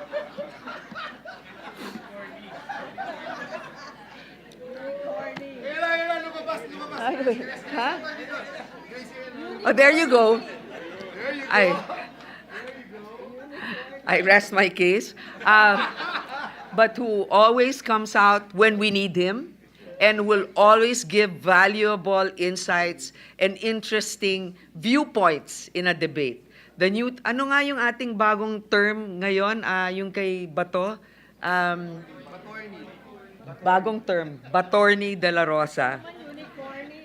So, unicorny. But really, Senators Alan and Pia, both brilliant lawyers that have really steered the Senate in very productive discussions. Thank you very much. To our three Mindanao champions, Bato, Bong, and Robin, thank you for fiercely advocating for Mindanao's people and their concerns. Senator Bong, ang malasakit centers mo, marami talaga ang hindi nakakalimot niyan.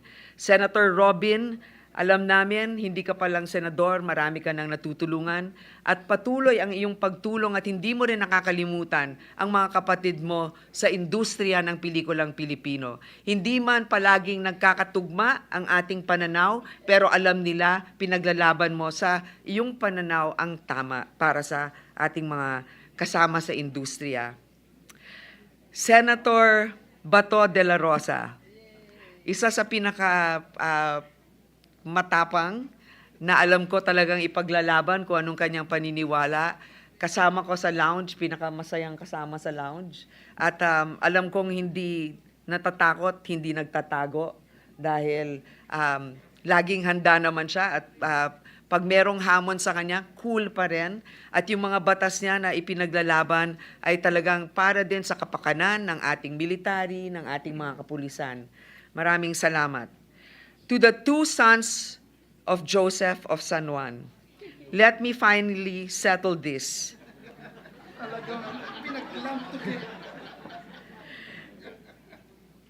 Jinggoy is Erap, classic, macho, champion of the masa, brusco.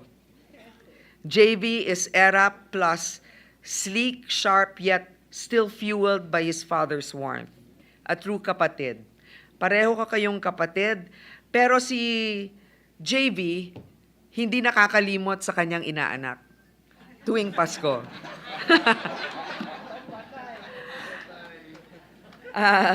At saka syempre si JV classmate ng asawa ko, pero ikaw naman hindi ka nakakalimot na pakainin ako.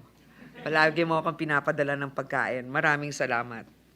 So, to Senator Lito, who was here when I arrived in 2013.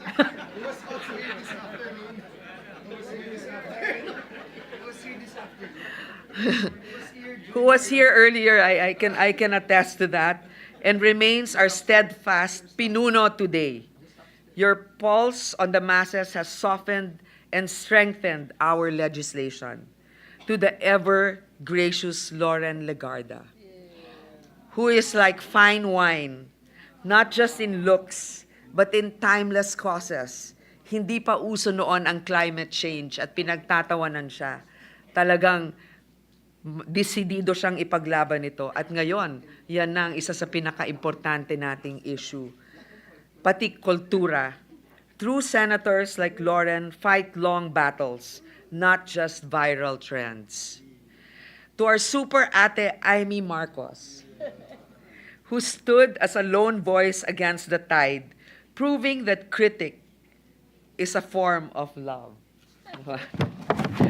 Thank you also, Senator, for your bills passing for the indigent senior citizens, and many other bills that you championed that I filed. Thank you very much for your hard work, your witty quips, and your fashion sense that you give us ideas. Senator Raffy Tulfo, our man of action, no problem too small, no agency too big. The two Tulfos will be a force to reckon with. To Senator Risa, thank you for fearlessly probing the darkest corners of government. Your investigations are nothing short of popcorn-worthy, destined for the big screen. But seriously, I admire your courage. Thank you. To the esteemed Senate Presidents throughout my years here, Senate President Franklin Drilon, Koko Pimentel, Tito Soto, Mig Zubiri, and Cheese Escudero. Each of you has uniquely steered this chamber with steadfast leadership. Tito Frank, you were the best constitutional and parliamentary mentor that I could ever wish for. Tito Sen, you're the great fiscalizer that any Congress would be lucky to have. Senator Miggs, the Chairman Emeritus of CHARM. Your charm and diplomacy continue to bridge divides. And I wish that when you take a break from the Senate, you would be the wisest choice for the Secretary of Foreign Affairs. Thank you for giving me my most enjoyable time in the Senate. As friends, thank you. Senate President Cheese, I've called him many names, often behind his back. But more importantly, even if he's younger than me, he's my kuya, my confidant, a call a friend for over a decade. He stood by my father when no one else did, and by me when few believed. For everything, maraming salamat. Pero marami rin mga problema. Bagamat hindi mo ko iniiwan, hindi tayo nag-iiwanan, and that friendship has surpassed, has actually gone beyond politics. Thank you. It's really nice to see you up there. Very formal, sometimes too strict. We're not too happy about that, but masyadong micromanager, but I know that we want everything in order. Now to my special mentions. Also, of course, I mentioned already Senator Koko as a Senate President also. Now to my special mentions who also graced these halls and made my life as a senator more colorful. To former Senator Ralph Recto, the Senate's sharpest interpellator who could turn any question into another question until it turns into a full-on grilling session. You prove that being right beats being popular, though I suspect you secretly enjoyed both. To former Senator Sonny Trillanes, whose fearless stand for good governance reminded us that sometimes standing alone is not just brave but downright heroic. Thanks for showing us that being the lone wolf can actually get things done. To returning Senator Bam Aquino, still fighting for educational reforms, thank you for helping me by sponsoring the National Feeding Program. I am ecstatic for your return, and I know that your return will truly be a benefit for the Senate and for the Filipino people. To returning Senator Ping Lacson, whose dedication to justice and security is as unwavering as his famous poker face. With you around, we know the fight for a safer Philippines is in good hands.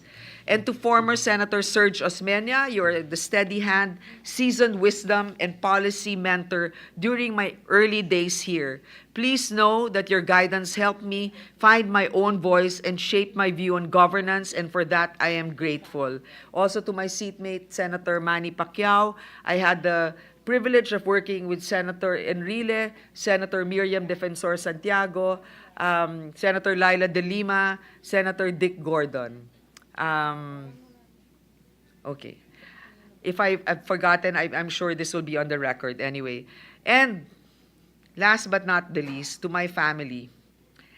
Neil, for 33 years, thank you, napagtiyagaan mo ko. Especially na pinasok ko ang mundo ng politika, hindi ka sanay dyan, hindi ka sang-ayon masyado, pero ngayon, I think that I don't think I would be able to meet all the challenges without you being such a supportive and patient husband. Brian, I can say that as your mom, I think I learned about politics more from you than you have from me. Thank you for being my #1 campaign coordinator from 2013, and then later on, my researcher, my consultant, and then my chief of staff. Now, can you believe this? You're actually going to be in Congress. So congratulations. To my 2 daughters, Hannah and Nika, who is so far removed from politics, but who have also followed me to the best of their, as much as they could. I remember when you used to say, Bam is a guy? Well, they really didn't know much about politics then, but now they really listen to all the issues. Thank you also for supporting Mama and for being patient. I know, Nika, while you were growing up, I didn't have that much time with you because I was already working, but you've grown up to be a fine woman, and Hannah, thank you for working very hard at your job. Uwi na ako para sa pinakamahal kong papel, ang maging ina at asawa. Sa mga Pilipino, maraming salamat po sa inyong tiwala. Salamat sa pagkakataong makapaglingkod, hindi lang bilang inyong senador, kundi bilang inyong anak, ina, kapatid, at kaibigan. You gave a foundling her name, her mission, and her home. In return, I gave you my whole heart. It has been the greatest honor of my life. Salamat, Pong Nazareno. Maaring bumagsak na ang tabing sa yugtong ito, ngunit ang kwento ko ay patuloy na isinusulat para sa mga pangako ko sa aking ama, kay FPJ, kay Susan, at sa milyong-milyong Pilipinong nagtiwala at naniwala sa akin. Bukas pa rin ang ating pahina. Baka naman may plot twist. Abangan ang susunod na kabanata, sabi nga ni FPJ, hindi pa tapos ang laban. So thank you very much, and I hope you'll indulge me one last time with a very short audiovisual presentation. Thank you, my dear colleagues.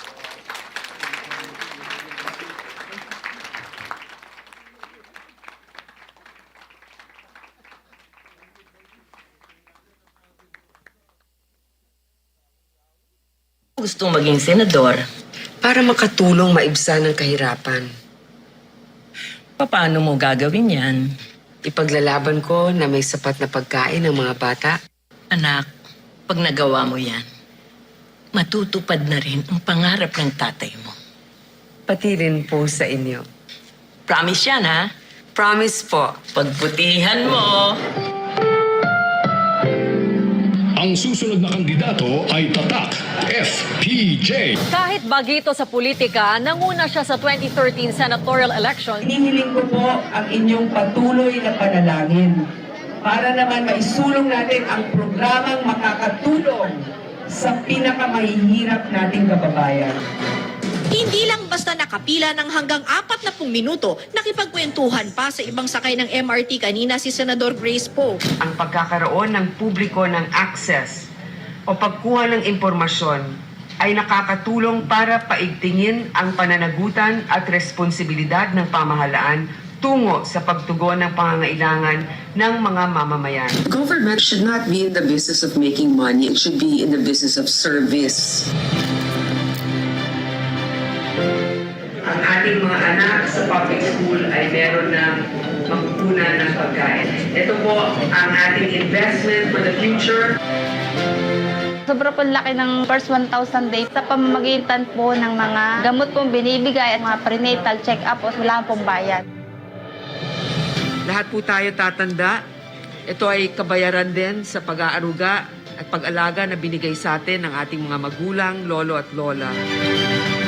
Magiging paligsahan ang pagbibigay ng dekalidad na serbisyo at produkto sa pinakamababang presyo para sa mga Pilipino. Inaasahan natin ito na ang magwawakas sa take it or leave it attitude ng mga nagpapakasasang monopoliya nitong nakaraang siklo. We passed this to incentivize to cut red tape, but in return for the privilege, they need to be qualified, they need to follow the law so that they will get the full privilege and advantage that this law will bestow upon them. Pinadali natin ang pag-aampon para mas maraming bata ang magkaroon ng pagkakataon. Our journey has clearly shown that just as it takes a village to raise a child, it also takes a village to produce a law that we can all be proud of. Hindi ako perpekto, pero sa halos 12 taon ko sa Senado, talagang ginawa ko ang aking makakaya para ipagpatuloy ang magandang pangalan ni FPJ.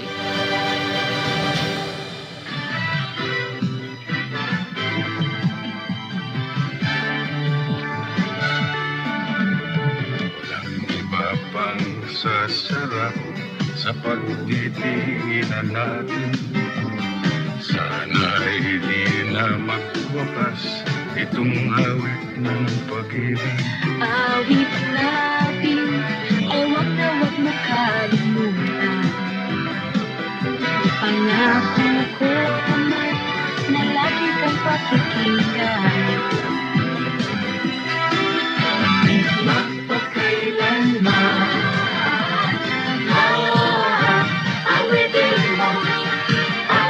isasayaw ko. Awitin mo at isasayaw ko. serbisyo ko sa inyo ay walang katapusan.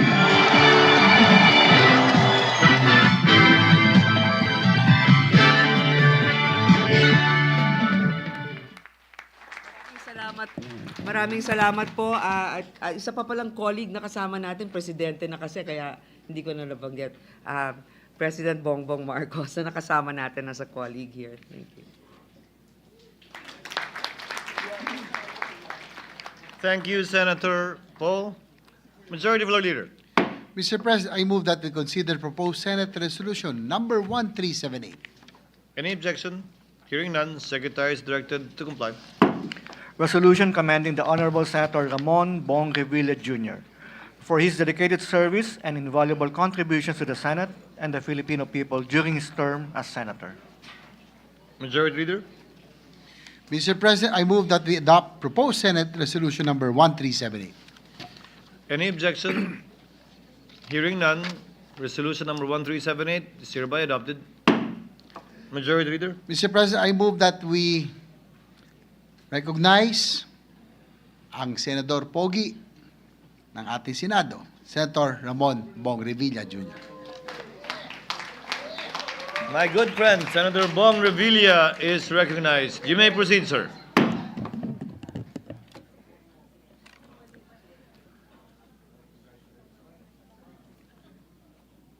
Mga kababayan, mga kasama kong lingkod bayan, mga kapwa ko senador, isang taus-pusong pagbati sa inyong lahat. Mahirap sundan si Senator Grace at si Senator Cynthia. Sa aking pagtindig sa bulwagang ito, sa huling pagkakataon para sa ika-19 ng Kongreso, hindi ko po mapigilang sariwain ang mga nakalipas na taon. I stand here today not only with pride worn on my sleeve for the triumphs that we have all collectively achieved, but also with a sense of heaviness. Isang bigat na hindi dulot ng pagkalungkot, but of the weight of all the memories we have weaved together, of all the lessons learned, of the privilege of public service, of gratitude for the mandate entrusted to us, and of a love for this country. After over 2,000 bills and resolutions authored and 347 of them enacted into law, here I am in front of you today with no regrets, and only an even deeper yearning to continue what we have started and to bring to life the future that we are determined to build for our people. Bawat tasa ng kape, bawat pahina ng mga briefers, bawat tao na nakadaupang palad natin seems only yesterday. Ang mga pinagsamahan natin, all of them still fresh in my memory. Pero ngayon ay mga alaala na ng kahapon. Lahat nga daw ng pagpalaot ay may pagdaong muli sa dalampasigan. Sa kabila nito, isa ang malinaw. Ang puso natin ay mananatiling nakaangkla sa serbisyo publiko. 3 dekada na ang nakaraan nang unang sumagot ako sa tawag ng paglilingkod bayan. I was only 28 when I was elected Vice Governor, and 37 when I joined the Senate. I was the greenhorn. Napakapalad ko pong nakasama at natuto mula kina tulad nila Senator Joker Arroyo, Senator Miriam Defensor Santiago, Senator Nene, Senator Juan Ponce Enrile, at siyempre, kayong lahat na mga kasama ko ditong mga napakagaling na mga senador. At siyempre, ang ating mga mahuhusay na Senate Presidents like Senator Drilon, Villar, Enrile, Soto, Subiri, and SP Escudero.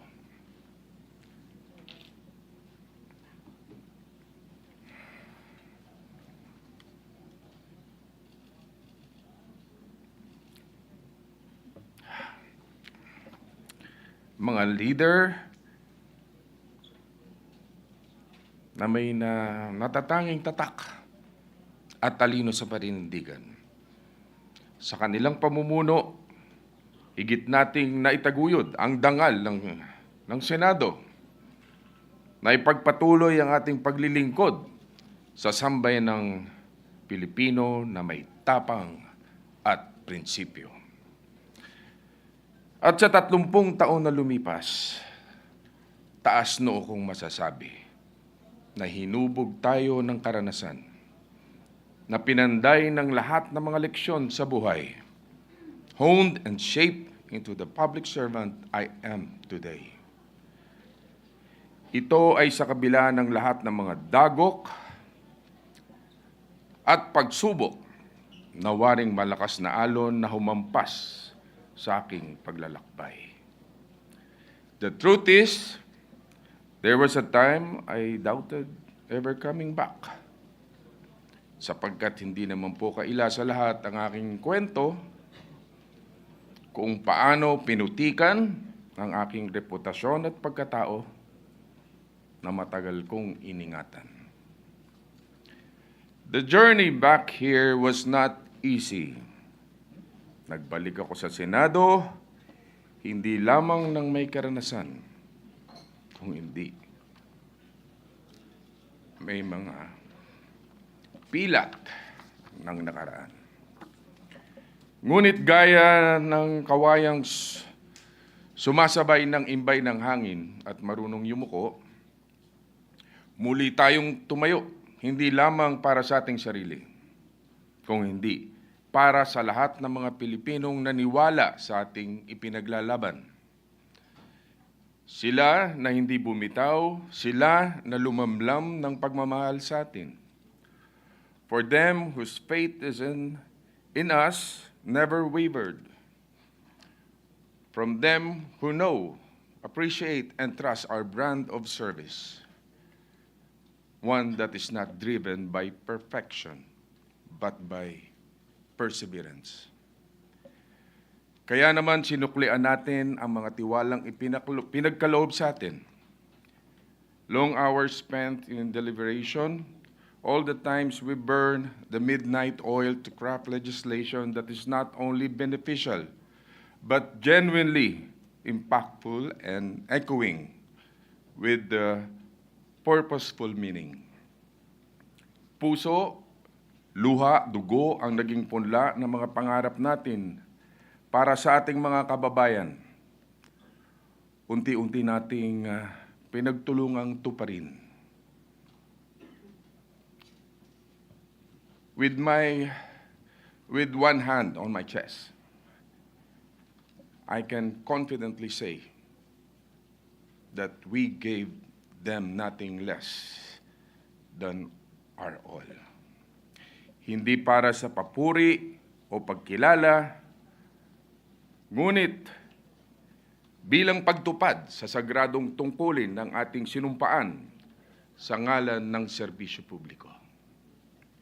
Hindi man laging laman ng mga pahayagan, hindi man laging nabibigyang espasyo sa primetime, saksi ng mga pahina ng kasaysayan kung paanong tinaguyod at ipinaglaban natin lalo na ang mga kababayan nating hikahos sa buhay.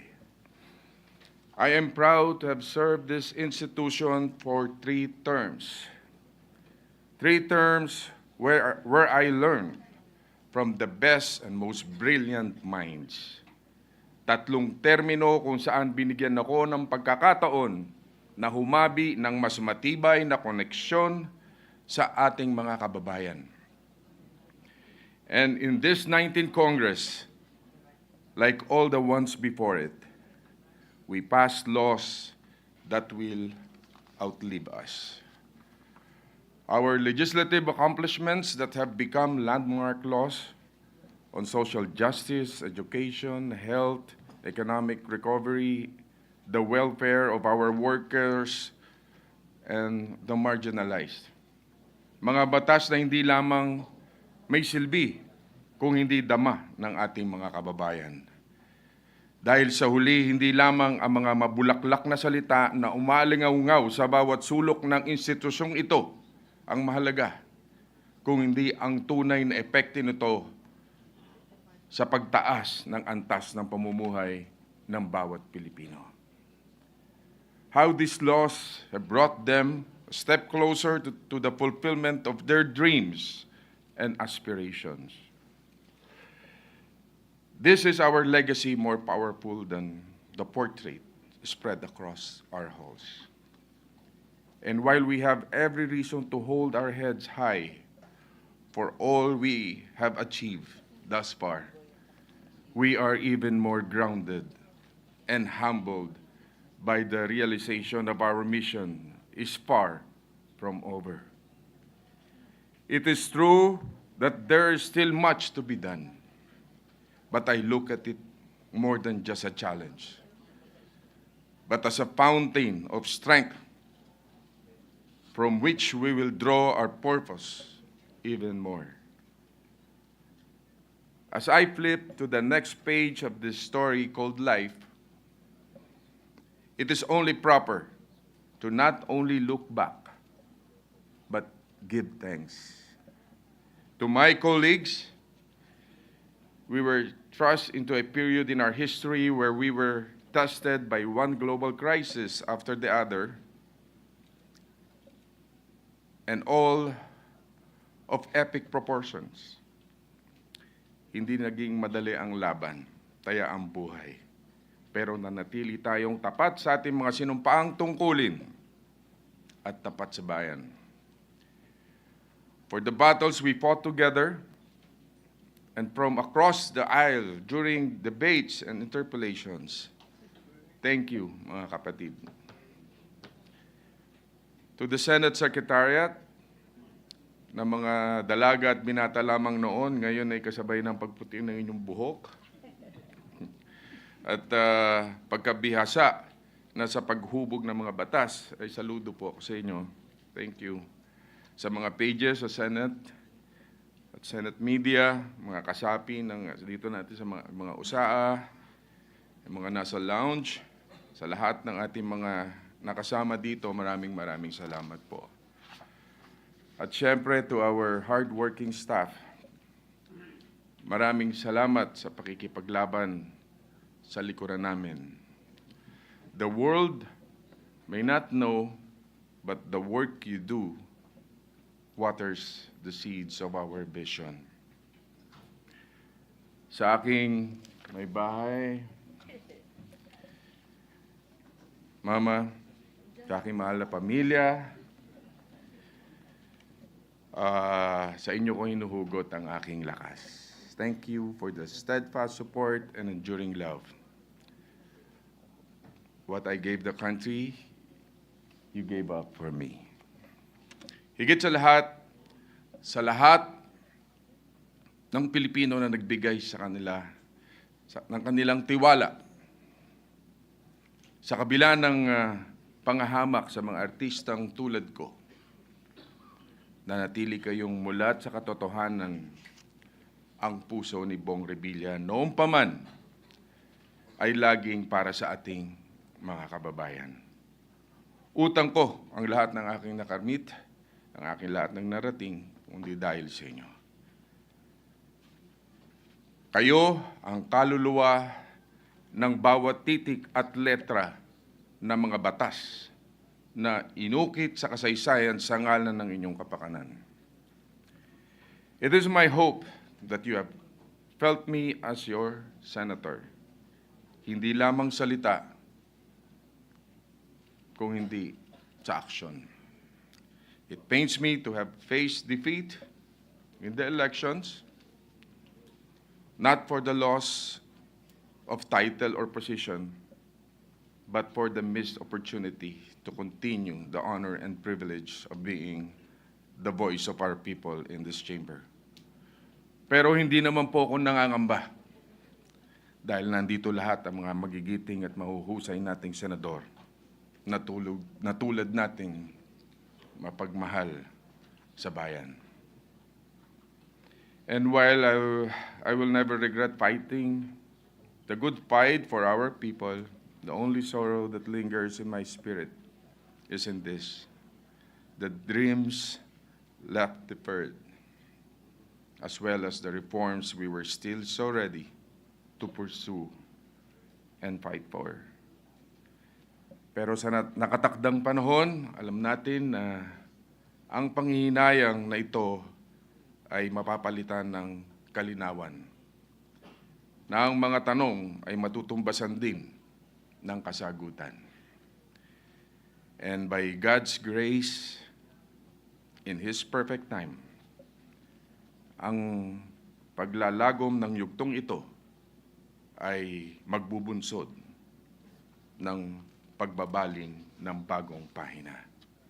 Isang pahina na hindi basta isinulat, kundi iginuhit ng pag-asa. Itinala ng pangarap at ibinangon ng tapang at prinsipyo para sa sambayan ng Pilipino na sinumpaan kong ipaglalaban, hindi lamang sa buhay na ito, kundi sa bawat buhay ng ipinagkaloob ng may kapal. Hindi ito wakas kung hindi panibagong yugto na saan man dalhin ng agos ng buhay, may posisyon man o wala, lagi akong titindig para sa bansa at taong bayan. Isa ang tiyak niyong maasahan, si Bong Revilla, kung gaano ang sigasig sa loob ng bulwagang ito, gayon din bilang pribadong mamamayan. Today, maybe goodbye for some, while for others, it may be a transition. Ngunit, para po sa akin, ito ay isang kabanata lamang na lalagpasan at hindi tatambayan. And as I walk away from this podium, one final time this evening, I do so not with finality, but with renewed and strengthened resolve. Dahil ang tunay na paglilingkod ay hindi napapatid sa pagwawakas ng termino. Ito ay habang buhay na panata. For this love I have for the country and our people has never been seasonal. Dahil ang pagmamahal sa bayan ay hindi parang termino na may expiration, kung hindi parang posisyon na inireretiro. After all, public service is not attached to a position. It is a commitment, and it is calling that I will always willingly and wholeheartedly answer. Malaging maninindigan sa tama, bitbit ang dangal ng bayan, at pusong alay sa sambayanan. Muli, maraming salamat po, at lagi niyong tatandaan, nandito lang si Bong Revilla. Thank you very much.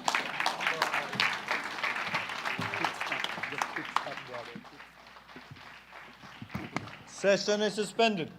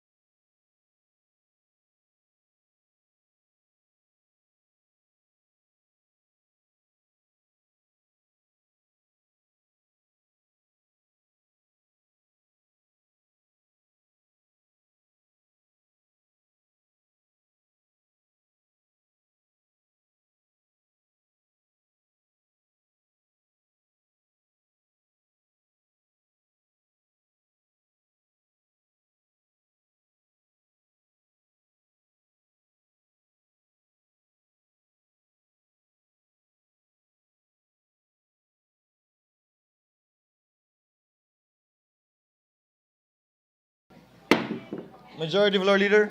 Mr. President, I move that we consider proposed Senate Resolution number 1377. Any objection? Hearing none, consideration of the aforementioned resolution is now in order. Senate Secretary is directed to read the title only of the measure. Resolution commending the Honorable Senator Maria Lourdes Nancy S. Binay for her dedicated service to the nation and outstanding performance during her term as Senator. Majority Floor Leader. Mr. President, I move that we adopt proposed Senate Resolution number 1377. Any objection? Hearing none, proposed Senate Resolution number 1377 is hereby adopted. Mr. President, I move that we recognize the honoree, ang brown beauty ng Senado, my cousin, hindi ko po siya pinsan, kasing itim. Senator Lourdes Nancy Binay. Senator Nancy Binay is recognized. You may proceed, ma'am. Mr. President, distinguished colleagues, honored guests, thank you for the opportunity to address this august chamber for the last time. I must admit, I was hesitant to go through with this valedictory as I am not overly fond of goodbyes. Yet responsibility and tradition must always trump personal desire, and that is why I yield to the wisdom of custom. Many see tradition in a negative light, but perhaps as we see various institutions crumble because they neglect or forget their purpose and jump on every new way that opens up, this is also a reminder for us to look within ourselves and to look back. The Senate is an institution built on tradition, not because we are an old-fashioned bunch that stubbornly clings to the past, but because it must, by function, bridge the present and the future to the past. The people have looked to the Senate as a bastion of democracy because the Senate is memory and conscience, because it was built as an ideal, a place where members are expected to uphold decorum and respect alongside their sworn duty to serve the public interest. But I am not here to lecture. Rather, I am here to express my thanks. I entered this chamber 12 years ago under less than ideal circumstances, winning a mandate to serve, but also with a target on my back. Dakilang alalay lang daw ako, pinuna ang kulay ng balat ko. Nasaan si JV? Nasaan si JV? Pati ang mga damit ko, ginawang meme na viral sa social media. They say the Senate is like the stage where every move is scrutinized under glaring light. But I've always believed in making lemonade out of lemons. So I came out with not one, but 2 books about bullying and the philosophy on niceness and treating other people with respect and love. I am grateful for all the criticism, both the deserved and uncalled for, which has made my skin thicker. We need thick skin in governance, not so we can remain callous to the people's pleas, but so that we can trudge forward and stay true to what we believe in, even when it is unpopular or against the dominant powers. I am also thankful to the Filipino people that has afforded me the opportunity to prove myself, that they have kept an open mind, let go of their prejudices, and accepted me when I was able to show what I was capable of. I wish to thank my colleagues, past and present. As a neophyte who belonged in the minority in 2013, I count myself lucky to have been able to rely on stalwarts such as then Minority Leader Senator Juan Ponce Enrile, among others, to initiate me on the value of rigor and tradition, on the nuances of coalition building and deliberation That is the bulk of our work as lawmakers. I am thankful for having found true friends in the seatmates block.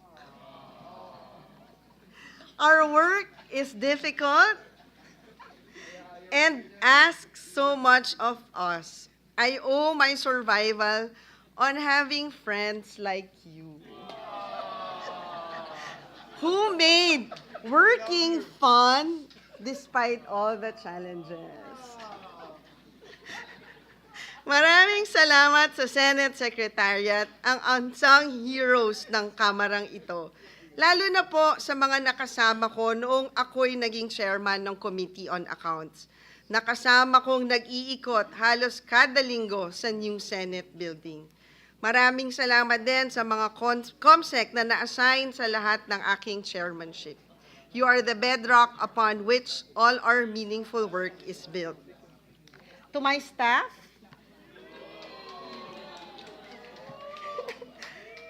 who have kept me company on this journey like a family. We have gone through the ups and downs and sideward lurches of work amid ever-changing times. I am glad that I have been able to call upon you.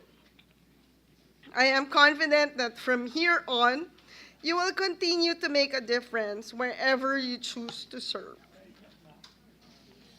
My actual family have served as my compass and shield in the 12 years I have served here and beyond. All the best of me is because of them. To my ex-boyfriend and to my children, thank you for sharing me with our people and understanding that I cannot be a full-time mom because of my other responsibilities. To my father, former Vice President Jejomar Binay, and my mother, Dr. Elenita Binay, from you, I have learned much of what now guides me in service. Esteemed colleagues, I will leave it up to history to judge whether my work was deserving of my position as a senator. I came here with good intentions, armed with a notion of how to apply the teachings of my father, a lifelong public servant, the principles of honor, excellence, and service of our shared alma mater, the University of the Philippines, as well as the principles of ora et labora instilled by the St. Scholasticus College in my formative years. I would like to believe that I tried. I have advocated various measures that are close to my heart and poured time and energy towards the many causes that our institution has taken up to serve the people. I am thankful to have been at the forefront of history, even as I mourn some of the changes that we have witnessed as a nation. I leave these halls not with a heart that is heavy from regrets, but a heart made full by many kindnesses that I have encountered. Hindi ako nawawalan ng pag-asa ng ang Senado ay mananatiling haligi ng kalayaan na masasandigan ng taong bayan. Salamat sa pagiging bahagi ng yugtong ito ng buhay ko at sana magkakaroon pa din tayo ng pagkakataon na magtulungan para naman sa lungsod na pamumunuan ko. Kaya abangan niyo po ang mga folders na ipapadala ko sa office niyo. Muli po, maraming salamat. Thank you, Senator Binay. Noted, entered into the record. Session is suspended.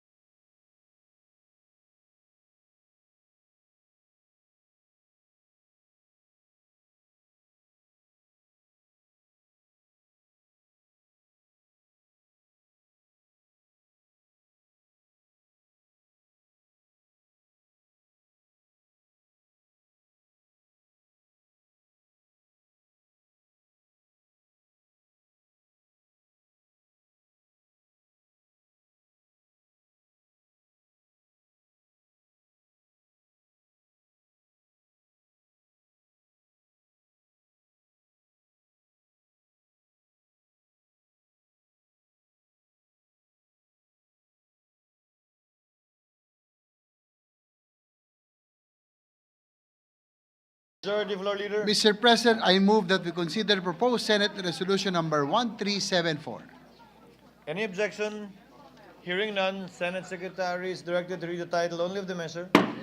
Resolution commending the Minority Leader of the Senate, the Honorable Aquilino Koko L. Pimentel III, for his exemplary leadership and significant contributions to the nation as a statesman, legislator, and advocate of justice.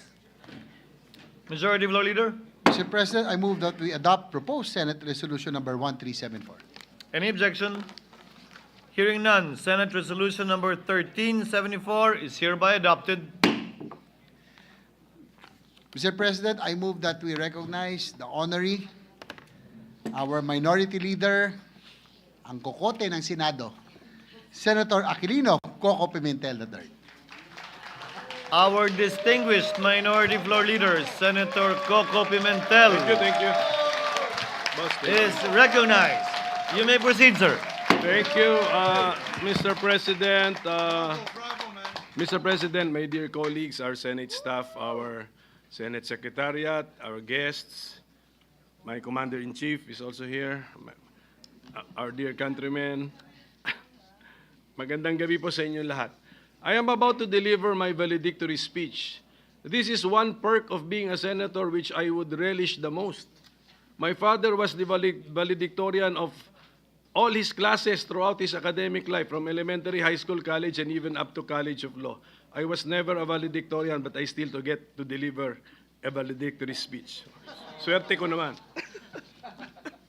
Sabi ng ating konstitusyon, sovereignty resides in the people and all government authority emanates from them. I have been blessed by God and the Filipino people with the opportunity to hold a high government position. These 13 plus years I have spent as a senator in the service of the Filipino people have been the most fulfilling years of my life. This is an opportunity and an experience not given to many. I am very grateful to the universe for this.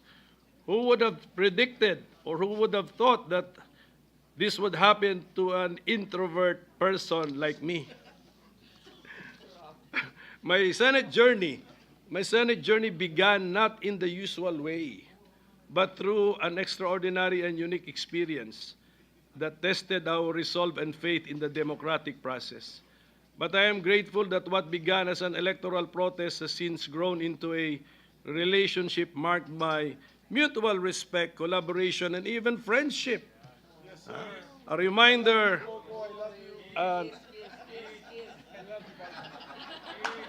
kumpare pa.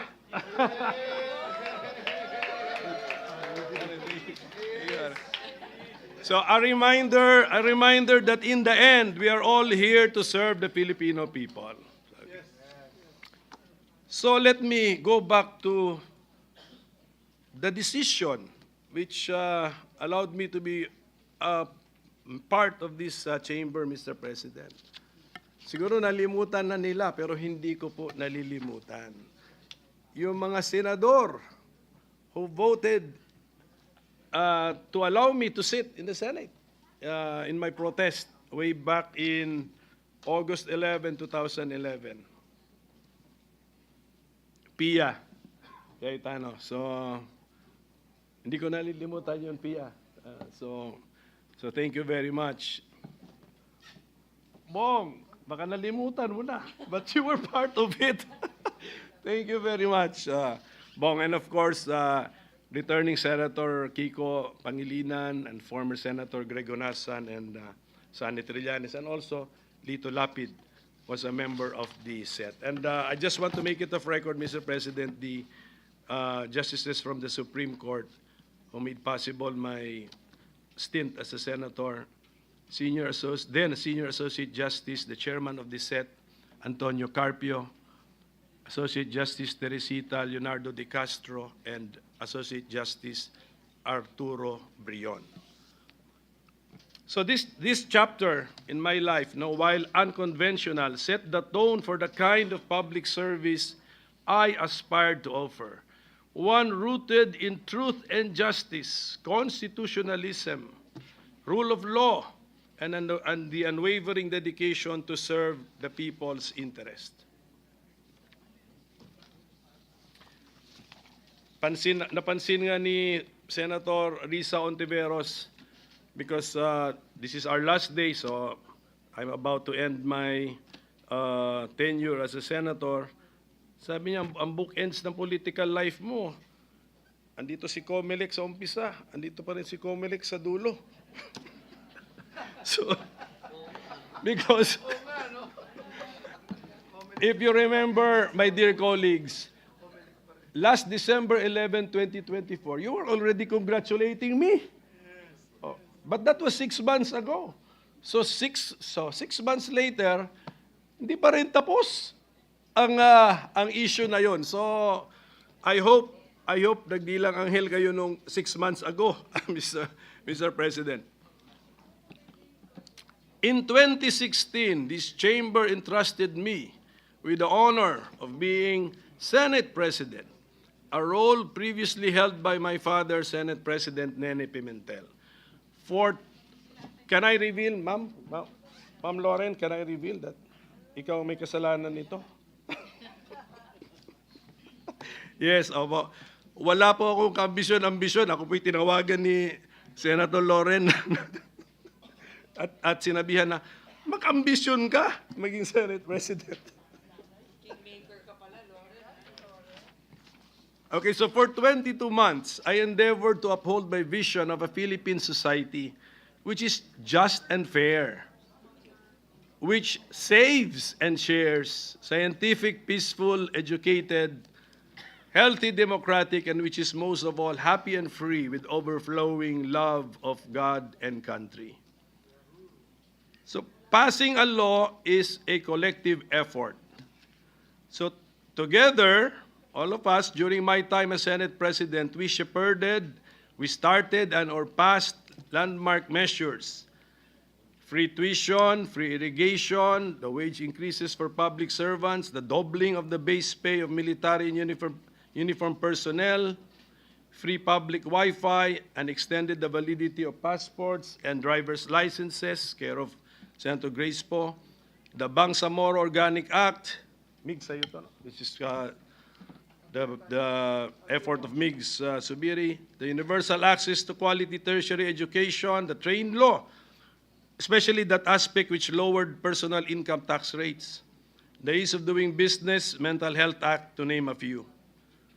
I would also like to thank all of you for helping me pass and/or for designating me to be the sponsor or co-sponsor of many other laws involving creation of courts, the NBI Modernization Act, the Estate Tax Amnesty Law, the Retail Trade Liberalization Amendments, the creation of the Department of Migrant Workers, sa'yo to, Joel, the Creatives Industries Development Act and the Centenarians Act, both laws with the help of IME, the Government Procurement Reform Act, the Archipelagic Sea Lanes Act with the help of TOL, among others. One of the great privileges of serving in this chamber has been meeting and learning from some of the finest minds in our country's political and legislative history. I am grateful to have learned from their wisdom and, of course, from your wisdom, my dear colleagues, and your wit and your statesmanship. My time as minority leader has been most fulfilling too. I have learned a lot having been forced to read almost all of your bills. Totoo. Pero hindi kaya. Kaya I said almost all. So I thank my compatriot in the minority of two, Senator Risa Ontiveros, for electing me as the minority leader. Ganun kasimple yung aming eleksyon, actually, Mr. President. So, iwan ko na lang po sa inyo bilang pakiusap ko ang mga panukalang batas na na-file ko na sumasalamin sa aking mga personal na advokasya, kabilang dito ang pagtatag ng ospital para sa mga senior citizens. Saan si Senator Bong ko? Sana pansinin naman niya ito. Ang modernisasyon ng Philippine Orthopedic Hospital. Ito, pag-isipan niyo po ito na mabuti, ang pagbuwag ng travel tax. Because, nasa Constitution kasi that we have the right to travel, so we do not tax a right. At ang integrasyon ng computer programming sa basic education curriculum. Sinusulong ko rin ang reforma sa People's Initiative and Referendum Act. Pakitingin na lang po. And also, I filed some measures designed to discourage negligence and recklessness, yung tinatawag na mga quasi-offenses, sa dami ng mga aksidente ng mga bus, mga heavy vehicles leading to injuries as well as loss of lives. Pag-aralan po natin ito. Marami akong lessons learned. For example, saan ako nagkamali, paano nyo kami nautakan, gano'n. Oh. Yes, paano nautakan ng majority ay minority. Tapos, actually, may pagkakamali kami na present kaming dalawa. Kung absent yung isa, meron sana kaming parliamentary maneuver na nagawa. Pero hindi ko na muna i-detalye, ikwento lahat ito. Kasi ang bala ko isulat ito sa isang libro para naman merong pang bumili ng libro ko. Okay? So I owe this journey to many. Hindi ko po ito narating ng mag-isa. So to my colleagues, all of you, so if I look around, I think I've spent enough time in this chamber and I've been siguro so involved in your professional lives that I think I have personal relationships with all of you. Actually, with all of you. Ito, sila ba to? Si Bongo, si Robin. May kaso pa nga kami. We are fighting over a political party.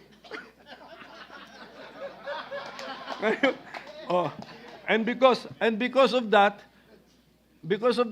I have been forced to look for another political party. So party mates ko na, Tita Cynthia, Jaime Marcos, Mark Villar, Pia Cayetano. So I really have, I believe I have personal relationships with all of you. So I want to thank all of you. The Senate is not a place for echo chambers, but for courageous discourse. In diversity, we find democracy's heartbeat. Salamat for debating with me. I learned a lot from using my kokote. And I believe this is also an anti-Alzheimer's measure. Diba? So, maraming salamat po muli sa inyo lahat. Pero siguro, kung meron man nasaktan sa 13 years ko rito sa Senado, kasi siyempre na-involved din tayo sa some highly political issues eh. Kung meron pong nasaktan sa aking mga kilos, nasabi, actions, or na-file, I beg for your understanding. And I pray that with the passage of time, you will find it in your heart to forgive me. So ganun lang po. If ever. Okay, so I'm assuming meron kasi lahat tayo dito sensitive eh. Karamihan sa atin rito sensitive. So basta ulitin ko to my dear colleagues, I really thank you. No? You have been all very kind to me. You have been all very good to me. And you have been all, i-all ko na lang para hindi na natin isipin. You have been all very generous to me. Okay. To the Senate Secretariat and staff, the OSAA, even our cleaning staff, thank you for keeping this institution alive day in and day out. Your work, often unseen, ensures that the Senate remains a bastion of democracy. Lahat po tayo may ambag to making the Senate a bastion of democracy. So to my own staff, sana staff ko, may andito konti, okay. Thank you for making me more efficient by multiplying the number of my mini-me's. Ayan. Yan sila. So, I hope meron po kayo I hope meron kayong natutunan sa time ninyo sa akin, and congratulations to all of my staff who have been hired by incoming senators. So to my family, Kat is here. Kat, my wife, she's the commander-in-chief I mentioned earlier. My mother, si Nanay Bing, of course my siblings, and my classmates and my close friends. Your faith in me has been my anchor. Public service demands long hours and personal sacrifice. Thank you for your prayers, understanding, and actual support. To the people of the Philippines, you entrusted me not only with votes, but with your hopes. I hope my service has honored that trust. Though I leave this chamber, I remain your public servant in my capacity as a lawyer and as a concerned and involved citizen, advocating for federalism and faster local development, for a just and fair society, and for preferential focus on the poor. I also leave you with one wish. May the laws you pass rescue the poor and helpless and deliver them from the grasp of evil people, as it is written in Psalm 82:4. I leave carrying with me the lessons from this chamber, the friendships I have made, and the love I have deepened for this country. Public office is borrowed time, and my time here, though ending, will always remain a chapter I will cherish.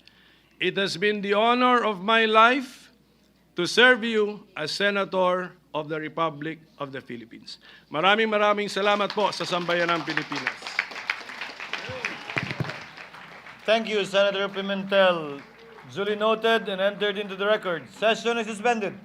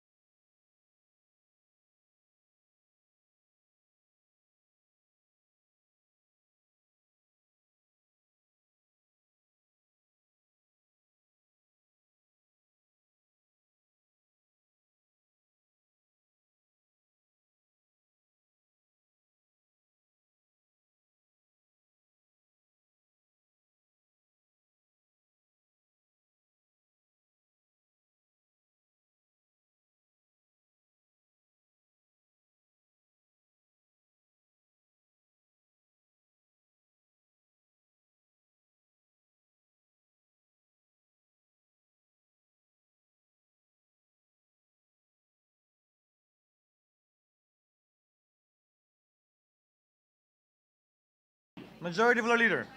Mr. President, I move that we consider proposed Senate Resolution number 1373. Any objection? Hearing none, Consideration of the aforementioned resolution is now in order. Senate Secretary is directed to read the title only of the measure. Resolution commending the Honorable Francis and Tolentino, Chairperson of the Committee on Rules and Majority Leader, for his exemplary leadership during the third regular session of the 19th Congress of the Philippines and his invaluable service to the nation and the Filipino people. Mr. President, I move that we adopt proposed Senate Resolution number 1373. Any objection? Hearing none, resolution number 1373 is hereby adopted. And the entire text of the resolution is hereby ordered to be inserted into the records. Yes, Mr. President, unfortunately, our honoree is indisposed right now, but he asked this representation to just thank the Senate staff, everybody from the Secretariat, the pages, elevator, everybody, no, sa OSAA, and all the employees of the Senate who one way or the other he has worked with. And likewise, if I may read, Mr. President, The Majority Leader may proceed. if I may read a prayer from Senator Tolentino, our Majority Leader. I pray to God that the Philippine Senate will continue to be a bastion of democracy, steadfast in upholding the rule of law, protecting the rights of our people, and advancing the principles of justice and freedom for generations to come. So that's from our Majority Leader, Senator Francis Tolentino. Duly noted. Thank you, and entered into the records. Majority Floor Leader. Mr. President, I move that we consider proposed Senate Resolution number 1372. Any objection? Hearing none, Senate Secretary is directed to comply and to read the title only of the measure. Resolution commending Senate President Pro Tempore, the Honorable Jinggoy Ejercito Estrada, for his dedicated service to the Senate and the nation during the third regular session of the 19th Congress of the Philippines. Majority Floor Leader. Mr. President, I move that we adopt proposed Senate Resolution number 1372. Any objection? Hearing none, resolution number 1372 is hereby adopted. Majority Leader. Yes, Mr. President, I move that we recognize our honoree. Of course, it's an honor for me to move and to recognize his presence. Ang anak ng masa, my kuya, Senator Jinggoy Ejercito Estrada. Senator Kuya Jinggoy Estrada is recognized. Thank you, You Mr. may proceed, sir. President. Thank you to my beloved younger brother, the good one. I am truly honored and at the same time deeply humbled by the gesture of the Senate leadership, in particular Senate President Cheese Escudero, who authored proposed Senate Resolution number 1372 commending this representation. Nagpapasalamat ako hindi lang sa mayorya, kundi pati na rin sa minorya sa pagkakataon manilbihan bilang inyong Senate President Pro Temp para sa third regular session ng 19th Congress. It is an honor to serve as this chamber's Senate President Pro Temp for a number of times already, the 14th, 15th, and presently in the 19th Congress. To be recognized by my fellow legislators, whom I hold in highest regard, is something that I will always treasure. Iba-iba man ang ating pinanggaliang partido at paninindigan sa mga issue, pinatutunayan ng Senadong ito na tayo ay nagkakaisa para sa layunin na mayangat ang antas ng pamumuhay ng ating mga kababayan. And lastly, I share this commendation to all those who stood by me for their unwavering support and encouragement throughout this journey. Maraming salamat po, Ginoong Pangulo.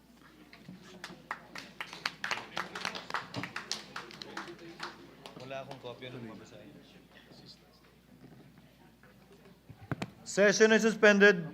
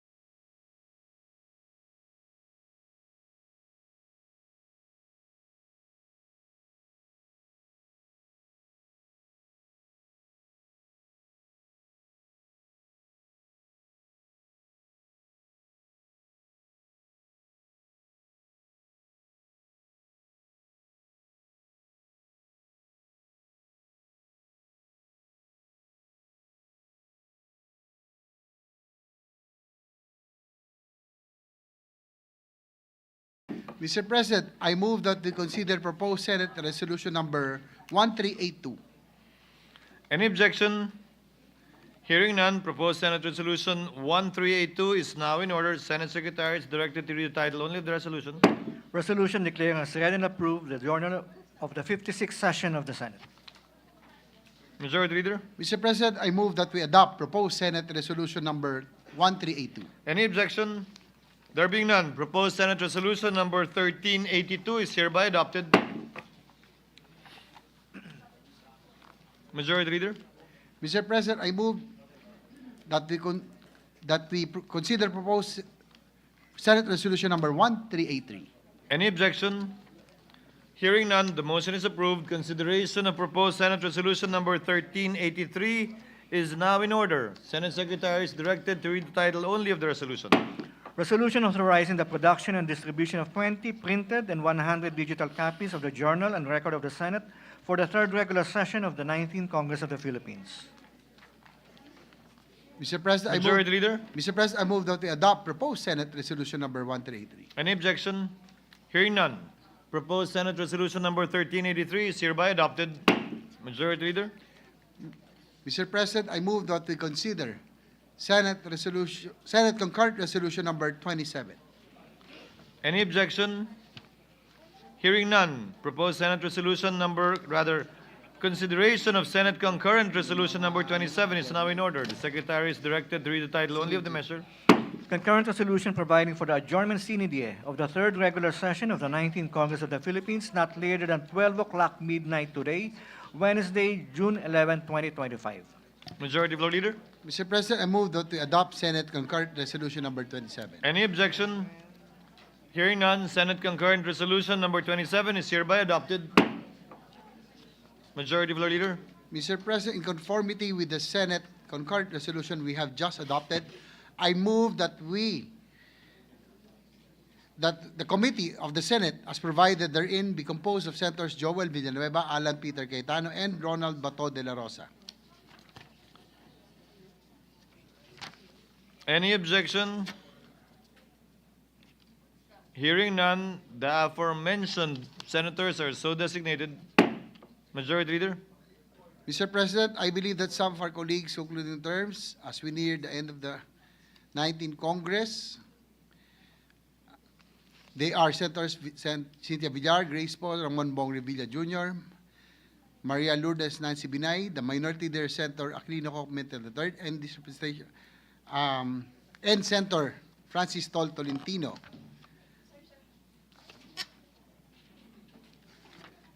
Session is suspended.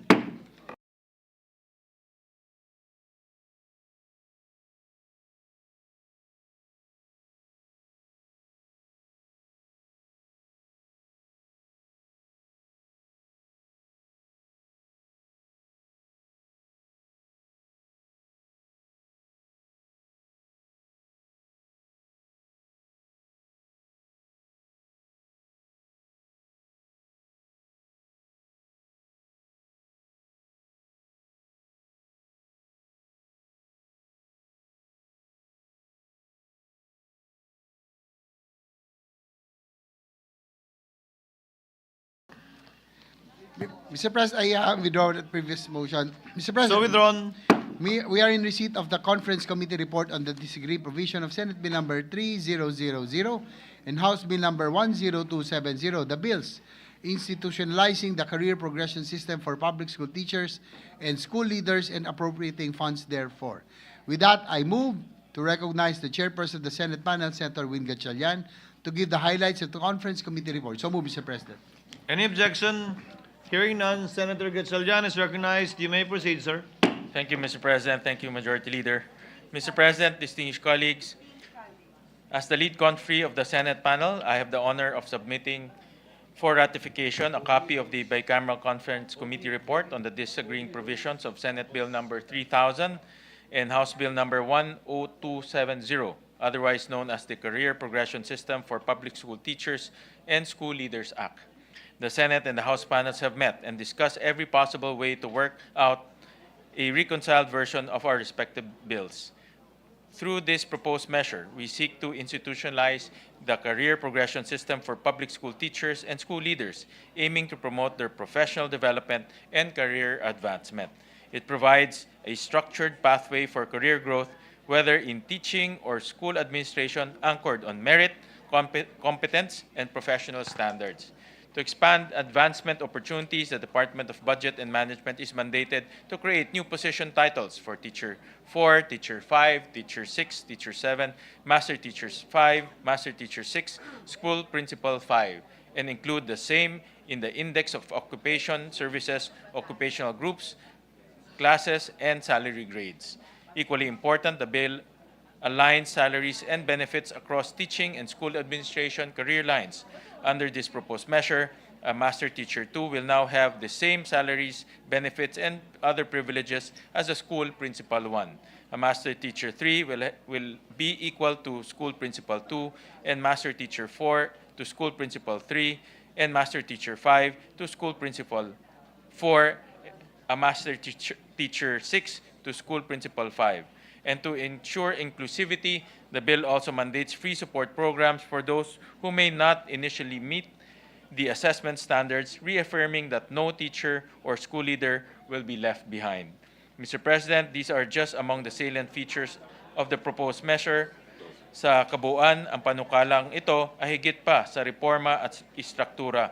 Isa itong pagkilala na matagal nang hinihintay ng ating public school teachers and school leaders na sa bawat pagsusumikap nila nararapat lamang na may malinaw na landas na pag-unlad. At this juncture, allow me to extend my gratitude to the co-authors of this measure, Senate President Pro Tempore Jinggoy Estrada, Senator Lauren Legarda, Senator Grace Poe, Senator Bong Revilla Jr., Senator Joel Villanueva, Senator Mark Villar, and Senator Alan Peter Cayetano. Their unwavering dedication and advocacy for this piece of legislation were the driving forces that brought us to this pivotal moment. To my fellow conferees, Senate President Pro Tempore Jinggoy Estrada, Senate Minority Leader Koko Pimentel, Senator Lauren Legarda, Senator Bong Revilla, thank you for your invaluable contributions during the pre-bicameral conference committee meetings as we resolved several issues. I also thank Minority Leader Koko Pimentel for his contributions in refining the bill during the period of interpolation and amendment. Mr. President, the comprehensive details of the disagreeing provisions are reflected in the joint explanatory statement. With the permission of the body, I move that the said joint explanatory statement on the disagreeing provisions of Senate Bill number 3000 and House Bill number 10270 be read in toto into the record, and that the bicameral conference committee report be ratified. Thank you, Mr. President, esteemed colleagues. Is there any objection to the motion? There being none, the Conference Committee report on the disagreeing provisions of Senate Bill number 3000 and House Bill number 10270 is hereby approved and ratified. Congratulations to the author and sponsor. Majority Leader. Mr. President, I move that we proceed to additional reference of business. Any objection? Hearing none, Secretary is directed to comply. Additional reference to business bills on first reading. Senate number 3006, an creating Third Commission on Education, EDCOM 3, strengthening and continuing the mandate of EDCOM 2 to address the national education crisis, appropriating funds therefore and for other purposes by Senators Cayetano EP, Cayetano P, Escudero, and Villanueva. To the Committees on Basic Education, Higher Technical and Vocational Education, and Finance. Senate number 3007, an act establishing an executive legislative labor commission to identify key challenges in the labor sector, propose solutions for the establishment of a nationwide framework for living wage, and institutionalize a national labor roadmap by Senators Cayetano EP, Cayetano P, and Escudero. To the Committees on Labor, Employment, and Human Resources Development, and Finance. Majority Floor Leader. Mr. President, the Minority Leader has previously inquired on the status of the proposed amendment to our rules with respect to motu proprio inquiries conducted by our committees. The Senate President was prepared to make a ruling, but upon the Minority Leader's suggestion, we deferred the ruling so that we can discuss it when among ourselves with the more members that are present on the floor. May we hear the ruling of the Senate President? The ruling of the Chair. When Section 2 of the Rules of Procedure speaks of an inquiry initiated by a committee, it refers to the committee's decision reached by a majority of its members not just its chairperson. The power to conduct a motu proprio inquiry finds basis under Section 2 of our Rules of Procedure governing inquiries in native legislation, which states that inquiries may be initiated by the committees on matters within its competence. Section 2, quote, initiation of inquiry. Inquiries may be initiated by the Senate or any of its committees if the matter is within its competence, or upon petition filed or upon information given by any senator or by any person not a member thereof. Thus, a decision or an action of the committee requires the approval of the majority of its members. The body is reminded that only the Blue Ribbon Committee has the inherent right to initiate inquiries in aid of legislation under Section 13B2 of the Rules of the Senate, which specifically provides that the Committee on Accountability of Public Officers and Investigations has the jurisdiction to investigate, quote, any matter of public interest on its own initiative or brought to its attention by any member of the Senate. Such is the ruling of the chair on the matter raised by the minority floor leader, which was earlier discussed and acceded to by the minority leader. Majority leader. Yes, Mr. President, after the resolutions that we passed earlier honoring our colleagues, some of our colleagues would like to pay a tribute through short manifestations. First, Mr. President, I move that Senator Joel Villanueva be recognized. Senator Villanueva is recognized. You may proceed, sir. Thank you very much, Mr. President. Thank you, Majority Leader. Sabi po ng Biblia, give honor to whom honor is due. At bilang isa sa mga maiiwan sa kalahating senador na lilisan sa bulwagang ito, nais po nating sabihin that as we close ito pong chapter ng 19th Congress, please allow me to rise in honor of our colleagues who will soon be taking their final bow in this chamber, our dear seatmates, our fellow advocates, our friends. Mr. President, as we bid farewell to some of our fellow legislators, we shall take this moment first to honor and celebrate these public servants for their contribution to this institution and their commitment to strengthening our republic.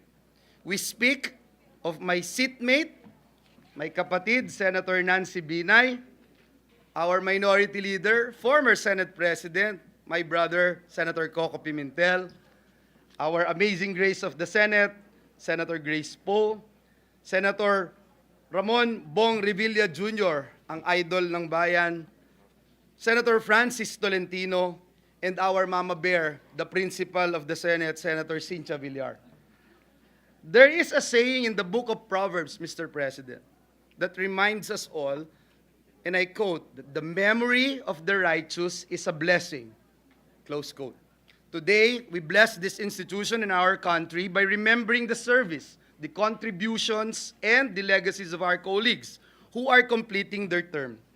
Please allow me, Mr. President, to begin with someone closest to me, both in seat and in sense of humor. Seatmate po ito at nanay de pamilya ng Senado, walang iba kundi si Senator Nancy Binay. Ate Nancy, thank you for bringing quiet strength and steady leadership to our work. You have championed mental health, inclusive education, maternity leave, and environmental protection with calm persistence and grace, even when you were dubbed yesterday as Nancy Reno. Mr. President, kung meron pong gagraduate na senador dito sa atin, si Senator Nancy, yung #1 listener nitong representasyon na ito. Alam din natin lahat na tuwing magsasalita si Sen. Nancy, inaabangan natin yung kanyang mga punchlines. Pero higit sa lahat, mas gusto nating kasama si Sen. Nancy kasi alam niya ang lahat ng behind-the-scenes stories. Your recent victory in Makati is a proof na ikaw ay tunay na pinagkakatiwalaan ng iyong mga kababayan. It's a proof of the trust you've earned through your character and competence. As you step into your new role as mayor, we're confident you lead with the same empathy and resolve. The people of Makati are in excellent hands. Mabuhay ka at naway patuloy ka pang mag-alab at mag-apoy para sa mga Makatizen, Senadora at Mayora Nancy Binay. To our Senate Minority Leader, our former Senate President, Senator Koko Pimentel, Idol, you have carried the torch of principled dissent with clarity and conviction. And it's all because you have made excellent use of your kokote. Your leadership in the minority reminded us all that progress is not just about numbers, but about principles, about standing up even if you have to do it alone. Marami akong storya sa iyo, Senator Koko. Pero ang hindi ko makalimutang storya, dahil alam natin, pareho tayong dalawa na mayat-maya pag nilamig or uminom ng tubig, nababanyo. Number 1 naman, Mr. President, hindi number 2. At nung isang araw, magkasama po kami habang nagsasalita si dating Pangulong Rodrigo Duterte sa SONA. At sa haba po ng kanyang talumpati, nagtitinginan po kami kung sino ang unang bibigay sa amin. At nagagalak po ako, Ginoong Pangulo, dahil hindi pa tapos ang SONA, nagmamadaling tumakbo si Senator Koko para magbanyo. Nangyari din po ito nung nandun kami sa Paris, Mr. President. At marami po siyang kwento na hindi ko makakalimutan. Hindi lang po siya math genius. Sa totoo naman, minsan nakakatawa din ang joke niya. Mr. President, kung akala ni Senator Koko, mamimiss natin siya, tandaan lang po niya na mas mamimiss natin si Kat, lalo na ang masarap na kare-kare niya. Senator Koko, thank you for always reminding us that a healthy democracy needs a strong, reasoned, and constructive opposition.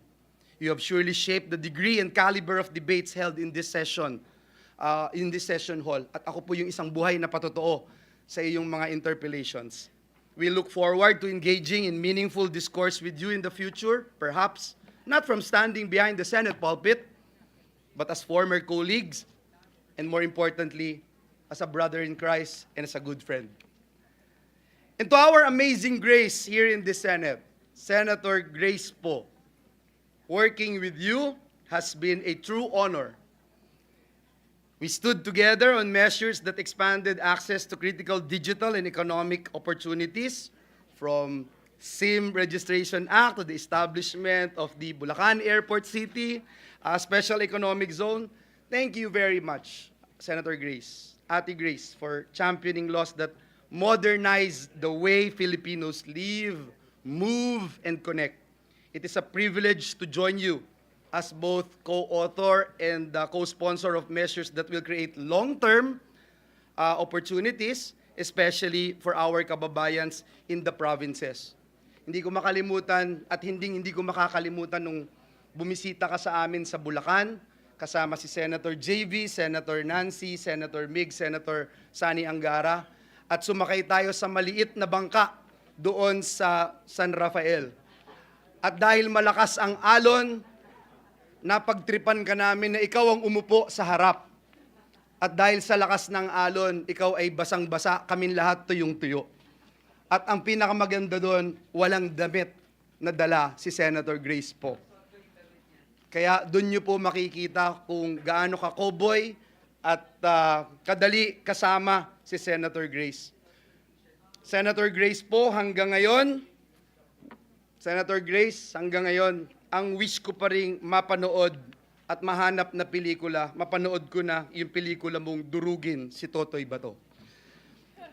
To Senator Bong Revilla, idol, pogi ng Senado, tiyak na marami ang lubos na malulungkot at madidismaya, lalo na ang taong bayan dahil mababawasan tayong mga gwapo dito sa Senado. But kidding aside, maraming salamat sa iyo, idol, sa iyong dedikasyon para sa kapakanan ng mga estudyante at guro. Natatandaan ko yung mga committee hearings natin, we stood together hanggang dito sa plenaryo, lalo na in pushing for the No Permit, No Exam Prohibition Act, the new Philippine Passport Act, and of course, the Kabalikat sa Pagtuturo Act, a law very close to my heart. We also work hand in hand, Senator Bong, for job creation through the Trabaho para sa Bayan Act. And again, hindi makakalimutan ng sambayanan. At tunay na nagpapasalamat kaming lahat for your heart for teachers, learners, and workers. Your stint as a senator of the 19th Congress will now be recorded in one of CAP's amazing stories. Kaya saludo po kami sa iyong puso para sa bayan at mamimiss ko ang mga missed calls mo at palaging pagpapadala mo ng masasarap na prutas galing sa iyong farm at ang iyong pagtuturo para ako'y maging isang ganap na farmer. Sa ating kaibigan, Senator Francis Tolentino, kung meron pong certified lifelong learner dito sa Senado, walang iba po yun kung hindi si Senator Tolentino at patunay dyan ang 3 Master of Laws degrees niya. Your work, Senator Tolentino, on maritime zones and the protection of our archipelagic integrity reflects a deep understanding of our national sovereignty and a commitment to safeguarding it. Patunay dito ang kanyang mastery, Ginoong Pangulo, sa mga mapa ng Pilipinas na dinadala niya pa rito sa plenaryo. At pag nagtuturo siya, naaalala ko ang mga boring teacher ko nung ako'y nag-aaral pa. At tingin ko po, nag-work ang law of attraction ni Tolentino dahil sa wakas, nalagay na ang West Philippine Sea sa Google Maps. Our advocacies intersected in ensuring that our people, especially our seafarers and fisherfolk, are not left behind in national conversations. Muli, maraming salamat sa iyo, Senator Tolentino, sa iyong malasakit sa bayan. Last but not the least, finally, how can I forget my ninang, Senator Cynthia Villar, ang paboritong ninang ko sa kasal? Bakit ba tuwing nakikita nyo kaming dalawa, distinguished colleagues ni Senator Cynthia, pinapaalala nyo sa kanya yung mana ko? Hindi ko ginagawa ito dahil dun. Hindi po ako nag-aalala na baka hindi na ako makapamasko sa inyo, ninang. Dahil nandito naman ang aking kinakapatid na sina Mark at Camille, no problem. We thank you, Mama Bear, for your tireless work in the agriculture and environment sectors. Ninang, napakadami kong natutunan sa iyo. Sa mga pag-upo ko, sa iyong pagdinig, sa 2 komite na ito, pati kung papanong magtimpi at kung kailan po pwede nang sumabog. At natatandaan ko po, nung binigyan ko kayo ng isang basong tubig habang medyo hindi malamig ang inyong ulo, nasabi nyo, napakabait talaga ng inaanak ko at pamamanahan ko yan. Nasa record po yan ng Senado. At makikipagpatayan po ako, Ginoong Pangulo, pagka may naghasik o nag-isip, may intensyon na tanggalin yan sa records of the Senate. Senator Villar, you have been a reliable advocate of our farmers and fisherfolk. You have done a fine job as the chairperson of the Senate Committee on Agriculture, Food and Agrarian Reform, and the Environment, Natural Resources, and Climate Change. Ninang, huwag mo kaming kalimutan imbitahin muli sa iyong farm school, para mapag-usapan na ang mga ipamamana mo sa amin. Alam niyo po, Ginoong Pangulo, napakarami kong storya kay Mama Bear, kay Ninang Cynthia. Pero ang hindi ko siyempre laging makakalimutan, pagka may sakit ka dito sa Senado, pagkakain ka ng masama na yung pakiramdam mo, kakain ka pa, o hina-high blood ka na, kakain ka pa ng mga taba dyan sa lounge, sasabihin ka, hoy, hoy, bawal sa'yo yan. Hoy, hoy, uminom ka na ng gamot. Para talagang nanay po si Mama Bear dito sa Senado, kaya hindi kami masyadong naiinggit kay Senator Mark at Senator Camille. We shared common ground in championing landmark measures like New Agrarian Emancipation Act, the Philippine Salt Industry Development Act, and the Anti-Agricultural Economic Sabotage Act, all crucial to protecting our food security and promoting rural development. Senator Cynthia Villar, maraming salamat po also for supporting our efforts on education with your authorship of the Enterprise-Based Education and Training Framework Act. Your legacy, Ninang, is written not just in the laws we pass, but in every farmer and entrepreneur empowered by them. Mr. President, let me close by saying we often refer to the Senate as a deliberative body. But beyond the debates and votes, it is a community of public servants. People called to serve, chosen to lead, and remembered for how they made a difference. To our outgoing colleagues, maraming salamat. Thank you for serving the Filipino people and sharing this journey with us. Thank you for the friendships, for the laws we built together, and for the values you stood for. Your legacy lives on not just in the pages of the journal or the texts of the laws, nor in the speeches you delivered or inserted into the records, but in the lives changed, the futures opened, the good you have done quietly, faithfully, and relentlessly. Let me end by quoting Joshua chapter 1, verse 9. It says, "Dear colleagues, be strong and courageous. Do not be frightened and do not be dismayed, for the Lord your God is with you wherever you go." May you hold fast to the Lord, knowing that He is your guide, He is your strength, source of strength, and source of peace. Maraming salamat po. Mabuhay kayo. And may God continue to bless the work of your hands wherever you are called next. Mabuhay ang Senado ng Republika ng Pilipinas. Thank you, Senator Villanueva. Majority Floor Leader. Yes, Mr. President, next to give her tribute and manifestation is our Deputy Minority Leader, Senator Risa Ontiveros. I move that she be recognized. Senator Ontiveros is recognized. You may proceed, ma'am. Salamat po, Mr. President. Mr. President, esteemed colleagues,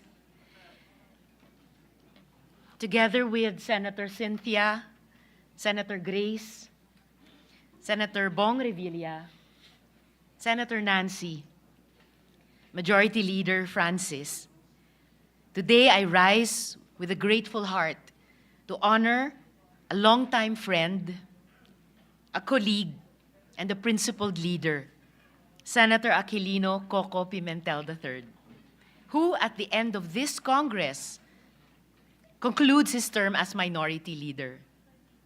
It has been one of the deepest honors of my life so far to serve in the Senate minority alongside Senator Koko. Together, we held the line during some of the most critical moments in our legislative history. And through it all, he led with calm resolve, brilliant legal acumen, and unwavering fidelity to the Constitution. Senator Koko brought incisiveness and distinction to the role of fiscalizer.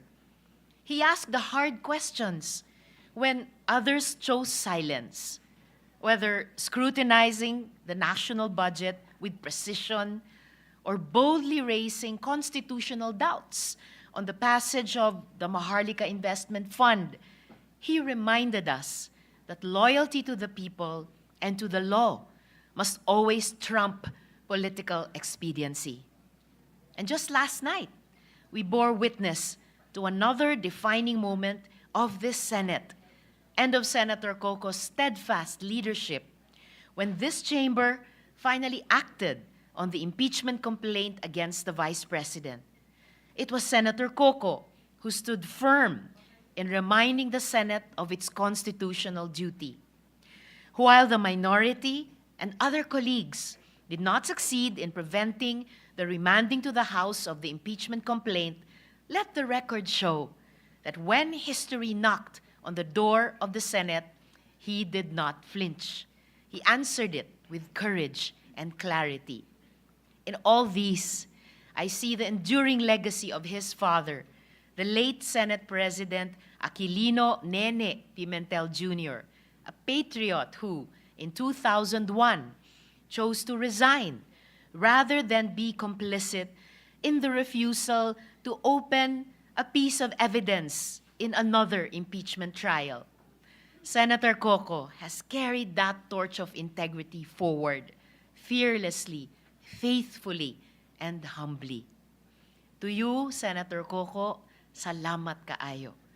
Thank you for being a voice of principle in the noise.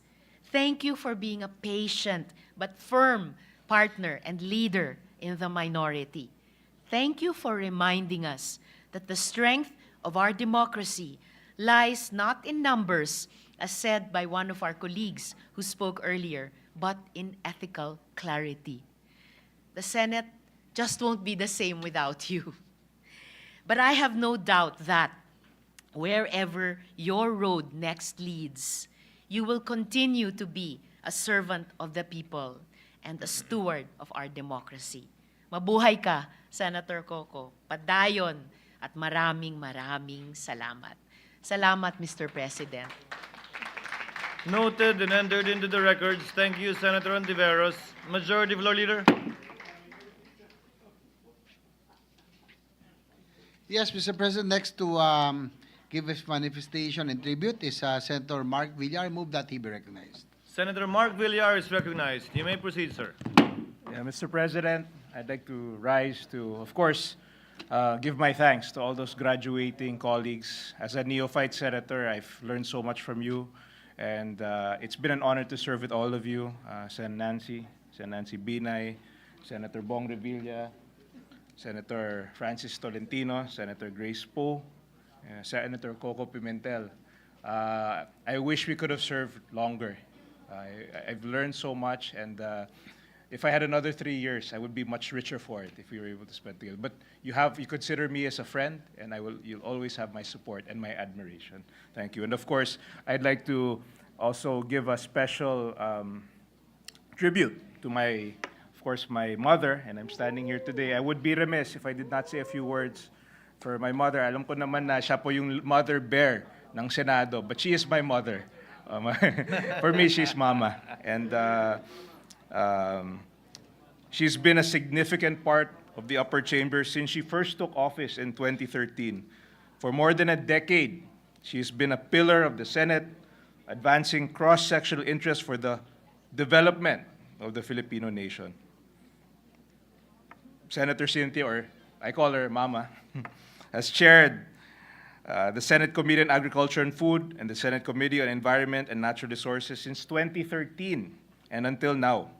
Besides pursuing and enacting relevant laws, she also led numerous initiatives to empower farmers, among which is the establishment of TESDA-accredited farm schools, which have so far reached over 2,367 all over the country.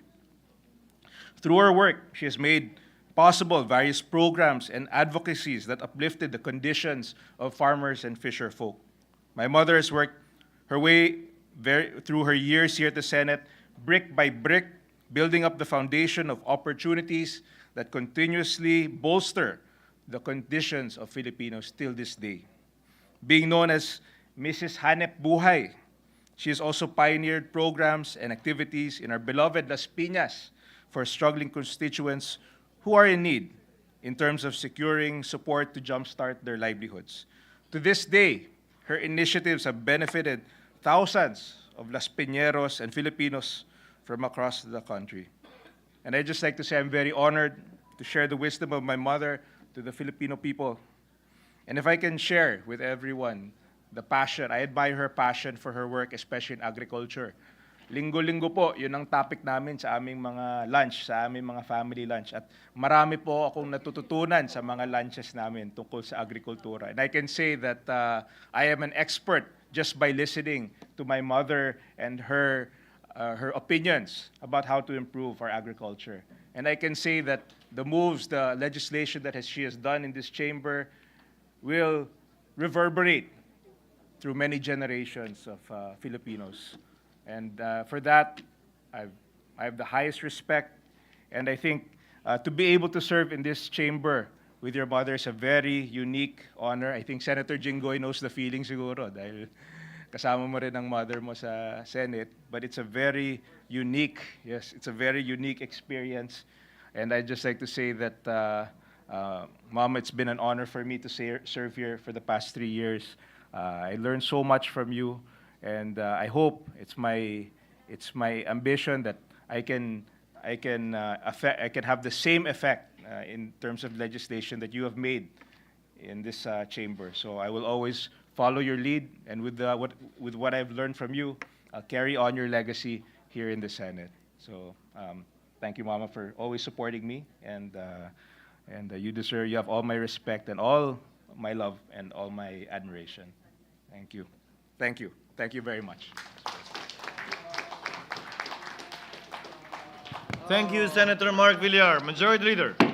Mr. President, Senators Rafi Tulfo, Bato de la Rosa, and Bongo would like their manifestations be inserted to the records. Duly noted and so ordered. Majority Leader. And also our Senate President Pro Tempore, his Duly noted and entered into the records. last Majority Leader. to make a manifestation is Senator Pia Cayetano. I move that she be recognized. Senator Pia Cayetano is recognized. You may proceed, ma'am. Thank you, Mr. President. Many of the words I have prepared for our colleagues have already been mentioned by our other colleagues because obviously we have all been together. So to a large extent, we have similar experiences with our colleagues. But I'm going to just mention a few, and I will also insert my entire manifestation into the record. So for Senator Tol, as I think it's Senator Joel who aptly mentioned that we call him the professor. Mas nerd ako sa'yo, so I appreciated it more. Lumalabas pa ako para makinig kasi minsan wala na sa inyong nakikinig, so nakatutok ako doon na nakikinig. But I think, I don't know which title goes best, na the professor or that he forgets he's the majority floor leader, because as people who work in the Senate know, the job of the majority floor leader is to move along the deliberations. And when the Senate President assures me na, huwag ka na mag-alala, hindi na magtatanong to, isa na lang tatanong nito, magtatanong ang majority floor leader who has experienced that. Itaas po ang inyong kamay. Okay, we love you, Tol, pero we love you. To Senator Koko, sabi mo nga, you're an introvert, you are a nerd, we know that. And I think nakatulong naman kami, no? I'm also an introvert, so I think nakatulong naman kami to bring out the best of you. Nawala na yung asawa mo, sasabihin ko, sana pasalamat ka naman sa amin kasi nakatulong naman yata kami sa iyong people skills, no? But it has been an honor to be a part of the senators who made sure that you will be here in the Senate with us. I truly enjoyed a lot of our debates. I tell my kids that I geek out on the legal work that we have been trained to do, and you are one of those who have really, aside from, of course, your father, my seatmate, the father of our colleague, Senator Sani Angara, Senator Miriam, but you are worthy of the name Pimentel because your father was my seatmate, and many times you and I, because my wonderful brother, our wonderful Senate President, as Senator Grace has said, are sometimes unicorns.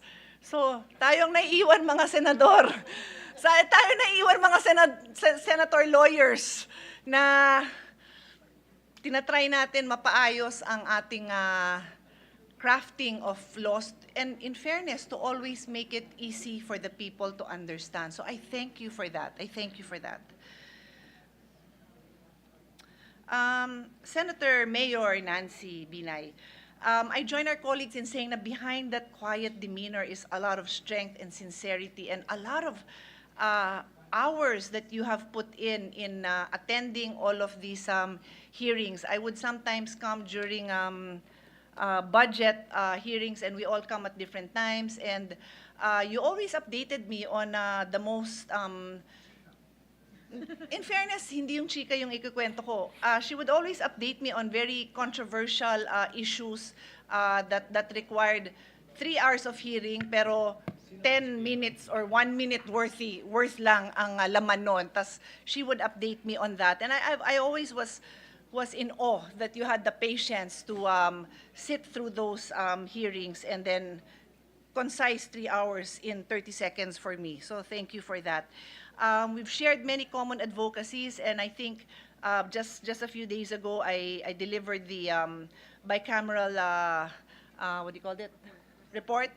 And I mentioned that we made sure, the bicameral report on the Virology Institute, and we made sure that the role of our ITM is secure there, because that is something that you and I fought against. We fought against the creation of a Virology Institute that would eradicate our ITM from as an institution, and we wanted to make sure it stayed, and we did that successfully.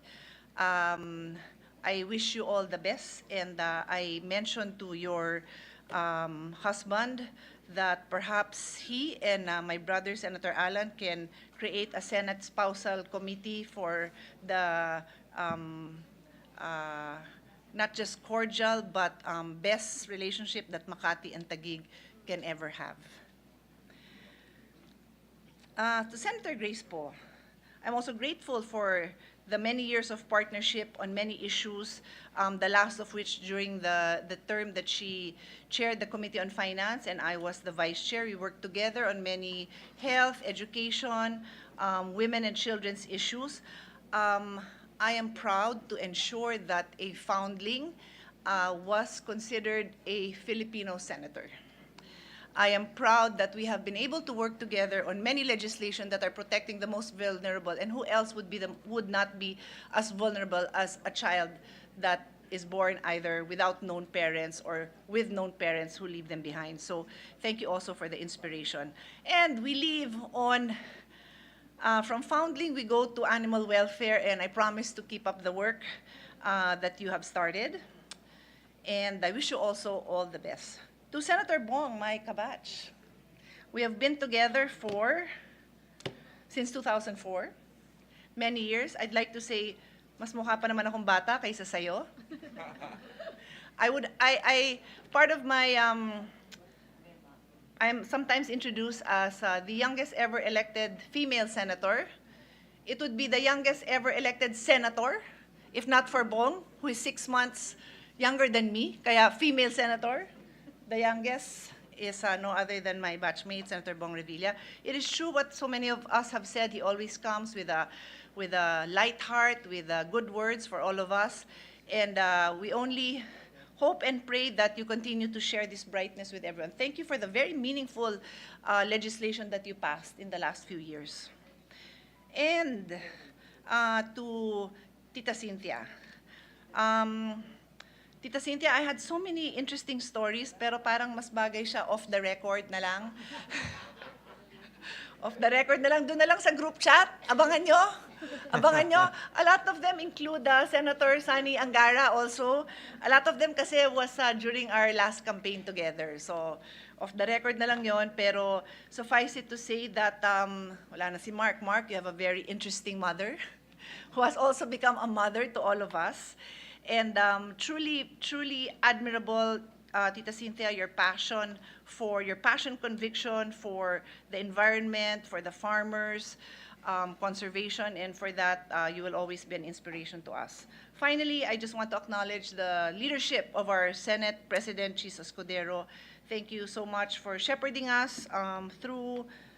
Many people don't realize the difficult decisions we have to make, and it is because you have a Senate President who makes those tough decisions, who carries the weight of those, the political impact of those decisions, the criticism, and we thank you for that. We thank also Senator Jinggoy Estrada, our Senate President Pro Temp, for all the support that he has also given the Chamber, and to all our leadership, the leadership, combined leadership of everyone here. To the minority group, again, Senator Koko, Deputy Minority Floor Leader Senator Riza, and to our Secretariat and all our staff. Maraming salamat po to all of you. God bless you all. And I think that's it. Thank you. Thank you, Senator Pia. Majority Floor Leader. Yes, Mr. President, last but not the least, to make our manifestation and tribute is Senator Lauren Legarda. I move that she be recognized. Senator Legarda is recognized. You may proceed, ma'am. Thank you, Mr. President. It is with deep respect that I rise to co-sponsor the resolutions before us, honoring our distinguished colleagues for their dedicated service and invaluable contributions to the Senate as they conclude their terms in the 19th Congress. To be elected to serve in this chamber is a great and challenging feat, but to depart with integrity, with dignity, and the legacy that strengthens the Republic is a far greater achievement.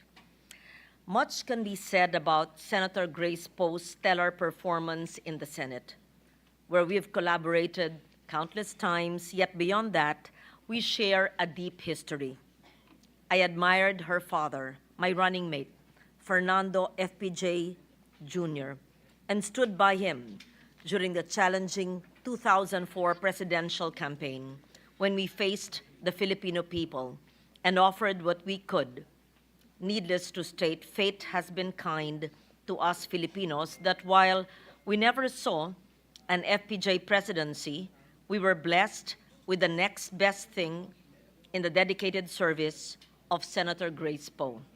Thank you for your service, Senator Poe.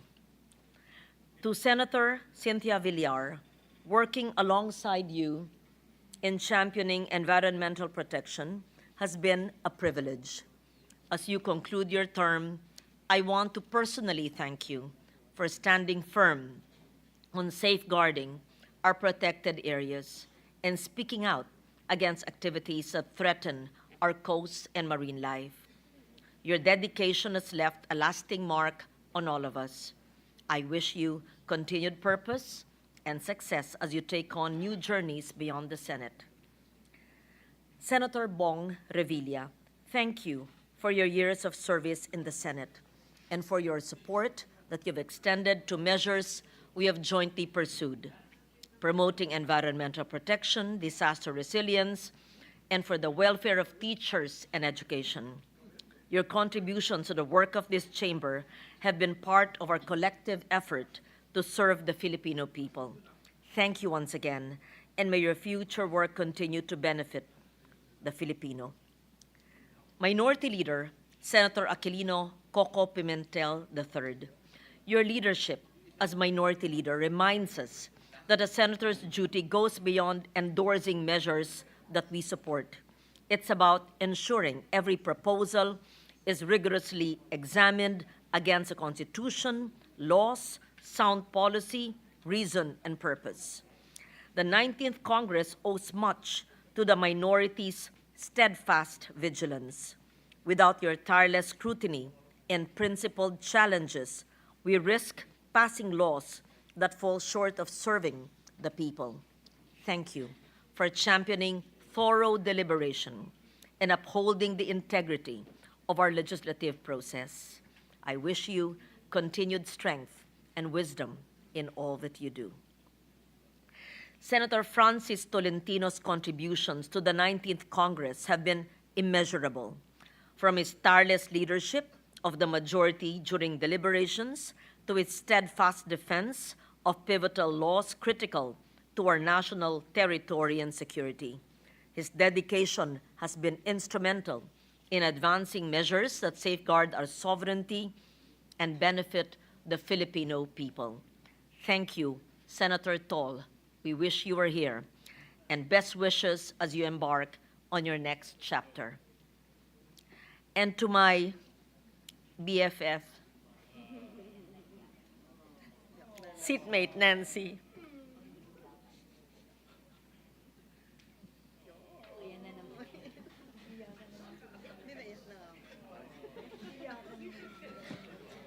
I thank you for your years of dedicated service as a senator.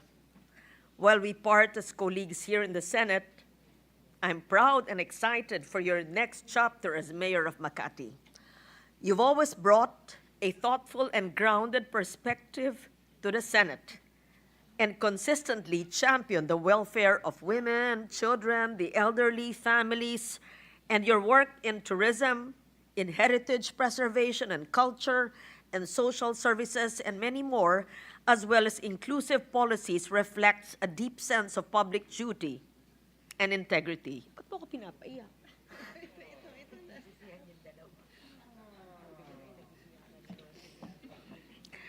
I'm so happy that you will continue to serve the people right in your home in Makati, and I wish you wisdom, courage, and joy in this new role.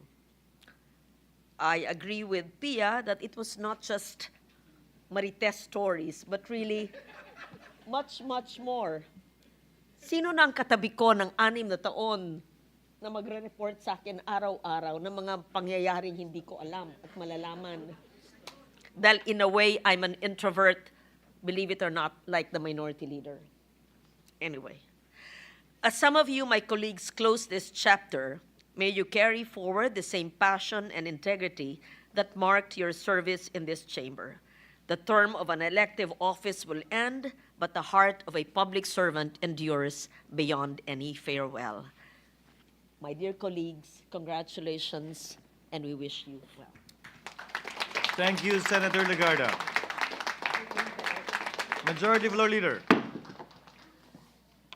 Yes, Mr. President, likewise, my manifestation be inserted in the records, but quickly, if I may be allowed, Mr. President. The gentleman may proceed. Anyway, of course, it's hard to say goodbye to some of our colleagues that have been together for a long time, some of which are my batchmates, but just quickly, just like to, first of all, our minority leader, Senator Pimentel III, whom I've known since our JC days around 1995, 96. Naka-shorts pa nga daw ako. But he was one of our officers in our organization. So matagal na yung pinagsamahan po namin. And I'm proud to see him really blossom into one of the more diligent senators. You know, we miss Franklin Drilon as our minority leader because he really improves our legislations, no? Talagang napakagaling si Senator Franklin Drilon. But I'm proud that my kumpare, my friend, my JCI brother has stepped into the shoes of Franklin Drilon quite well, being the minority leader. Pare, I'm very proud of you, proud of how you have shown what JCI leadership is in our JCI training. So I know that you will be back soon. I'm hoping that the Senate will miss you. But again, I'm proud of what you have done for the institution. To Senator Bong Revilla, wala na siya dito, pero being one of the superstars, pero one of the nicest persons, no, that I have encountered and I met with in the Senate. And thank you for serving and always upholding the interests of the masses. Paring Bong, nandito lang kami. To Mama Bear, Tita Cynthia, Senator Cynthia, of course. Bagamat para siyang principal minsan, but tulad ni Sen Pia, marami tayong mga istorya na mas mabuting tayo na lang mag-usap. Na nakakatuwa, no, yung kanyang mga remarks, and but she is really like a mother to us, no? Very caring, no, kahit na akala natin masungit na parang principal, but deep inside, she's like a mother to us. To Senator Nancy, of course, my batchmate, we will truly miss you. You have blossomed also as a legislator na talaga dati nga, sabi mo nga, para ka you're like a laughing stock, pinagtitripan ng iba, but you have shown that you are sensible, one of the more sensible politicians, one of the more sensible senators around, lot of common sense, grounded, and we will truly miss you, but I know that sana iimbitay mo kami sa Makati, no? Bilang inyong bagong mayora, and I'm very proud of what you have done, and she's the walking almanac, no? Na pag saan kami mag-travel, alam niya lahat, and we will miss you here, but we will visit you in the Makati. Sana pakainin mo kami doon. Wag naman sa kantin. Sana kami kay Vice President Binay. Sana naman mag-level up ka na. And of course, last but not the least, my kinakapatid, Senator Grace po. We will truly miss you, kapatid. You know, we were not so close before, but when I went, nung nakabalik po ako dito sa Kongreso, dito sa Senado, I have really respected her. One of the brightest, no? Talagang yung Amazing Grace really fits you well, kapatid. And Nakakamiss to, Mr. President, kasi yung aking mga jokes, nakakatuwa mo hindi, talagang pag humalakak siya, tuwan-tuwa siya kahit ano sabihin ko. Salamat, kapatid. Tuwan-tuwa yan sa lahat. But we will miss you, kapatid Grace, and you have done well. I'm sure that Ninong Rani, Ninang Susan, I'm so proud of you looking down here on us. I'm sure that they are very proud of you there in heaven. Proud na proud po. I'm sure they are very, very proud of you. With that, Mr. President, we are in receipt of Conference Committee report on the disagreeing provisions of Senate Bill number 2816 and House Bill number 11287. The bill setting the term of office of barangay officials in Sangguniang Kabataan and for other purposes. With that, I move to recognize the chairperson of the Senate panel, Senator Amy R. Marcos, to give the highlights of the Conference Committee report. So move, Mr. President. Any objection? Hearing none, motion is approved. Senator Marcos is recognized. You may proceed, ma'am. Thank you very much, Mr. President, Majority Leader. As a result of the bicameral conference on the term of office of barangay officials and members of the Sangguniang Kabataan, I have the honor to submit a copy of the Conference Committee report with the joint explanation on the disagreeing provisions of Senate Bill 2116, entitled An Act Setting the Term of Office of Barangay Officials and Members of the Sangguniang Kabataan for Other Purposes, and House Bill number 11287, entitled An Act Fixing the Term of Office of Barangay and Sangguniang Kabataan Officials and Changing the Period of Office from 3 years to 6 years, amending for this purpose Sections 42 and 43 of Republic Act 7160, otherwise known as the Local Government Code of 1991, as amended. After much debate and, yes, virtual on-the-mat wrangling, may I share the salient points in its final form. Pasensya po, SKL, share ko lang. 4 na taon, uupo ang ating mga barangay officials para sa termino na hindi hihigit na 3 beses in the same position. Ayun. Pagkatapos, yung mga SK officials, iisang termino lamang in the same position din. Pagkatapos, ang nakatakda na susunod na regular barangay and SK elections ay sa unang Lunes ng Nobyembre 2026 and every 4 years thereafter. Doon po tayo nagkasundo at maraming salamat at sa wakas na-postpone din. Sana'y matuloy na nga ang BARM election sa Oktubre.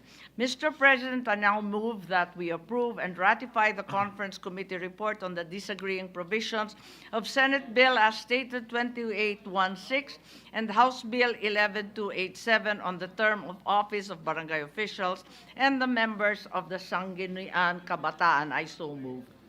Is there any objection to the motion? Hearing none, the Conference Committee report on the disagreeing provisions of Senate Bill number 2816 and House Bill number 11287 is hereby approved and ratified. Congratulations to the sponsor and authors. Majority Leader. Mr. President, I move that we resume consideration of Committee Report number 136 on the revenues generated by the government from the Philippine Offshore Gaming Operations or POGO. So move, Mr. President. Any objection? Hearing none, resumption of consideration of Committee Report number 136 is now in order. Majority Leader. Having sponsored the report and there being no reservation for interpellation nor proposed amendment on the measure, I move that we approve the recommendations in the Committee Report number 136. So move, Mr. Any President. objection? Hearing none, Committee Report number 136 is hereby approved and adopted. Congratulations to the sponsor and author. Mr. President, I move that we consider proposed Senate Resolution number 1380. Any objection? Hearing none, consideration of resolution number 1380 is now in order. Senate Secretary is directed to read the title only of the measure. Resolution commending Senate President Francis Cheese G. Escudero for exemplary leadership and exceptional performance during the 3rd regular session of the 19th Congress of the Philippines. Majority Leader. Mr. President, I move that we adopt proposed Senate Resolution number 1380. Any objection? Hearing none, resolution number 1380 is hereby adopted. Majority Leader. Mr. President, the chamber is now ready to hear the closing statement from the chair.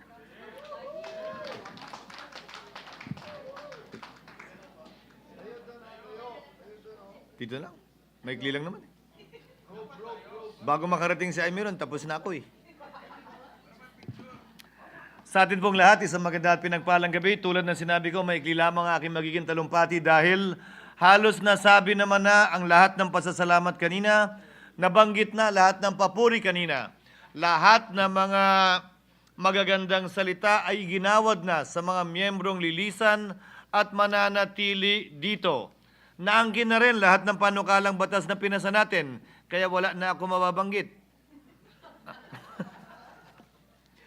Kaya hayaan nyo na lamang magpasalamat ako sa bawat isa sa inyo sa pamamagitan ng pagbibigay na maikling talumpati upang sa gayon makauwi at makapagpahinga na ang bawat isa, lalo na ang ating staff at ang secretariat dahil nitong nakaraang 2 linggo, hindi may kakaila na bugbog tayo sa trabaho, bugbog tayo sa labas, bugbog pa rin tayo sa mga tigaloob dito.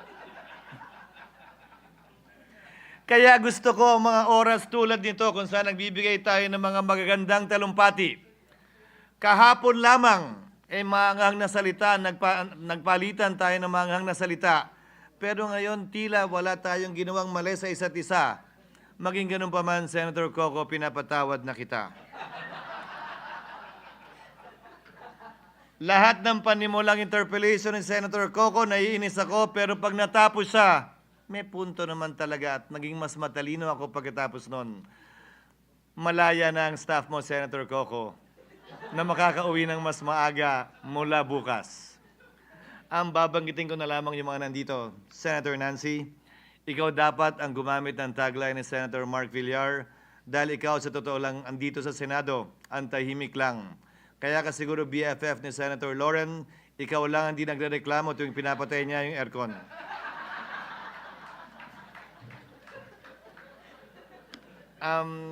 Kay Senator Bong, mami-miss ko ang lahat ng ating pag-uusap at usapan sa loungeman o sa plenaryo, higit at lalo pa kaugnay ng mga payo mo, kung paano tiyakin na mahal ako at mamahalin ako ng pamilya ko. Maraming salamat. Kay Senator Grace, I think I will miss you the most. Hindi dahil may kailangan ako sa iyo, pero wala nang mangungulit sa akin. I remember, nung una kang pumasok sa Senado, payat ka pa nun. Ngayon, mas payat ka na.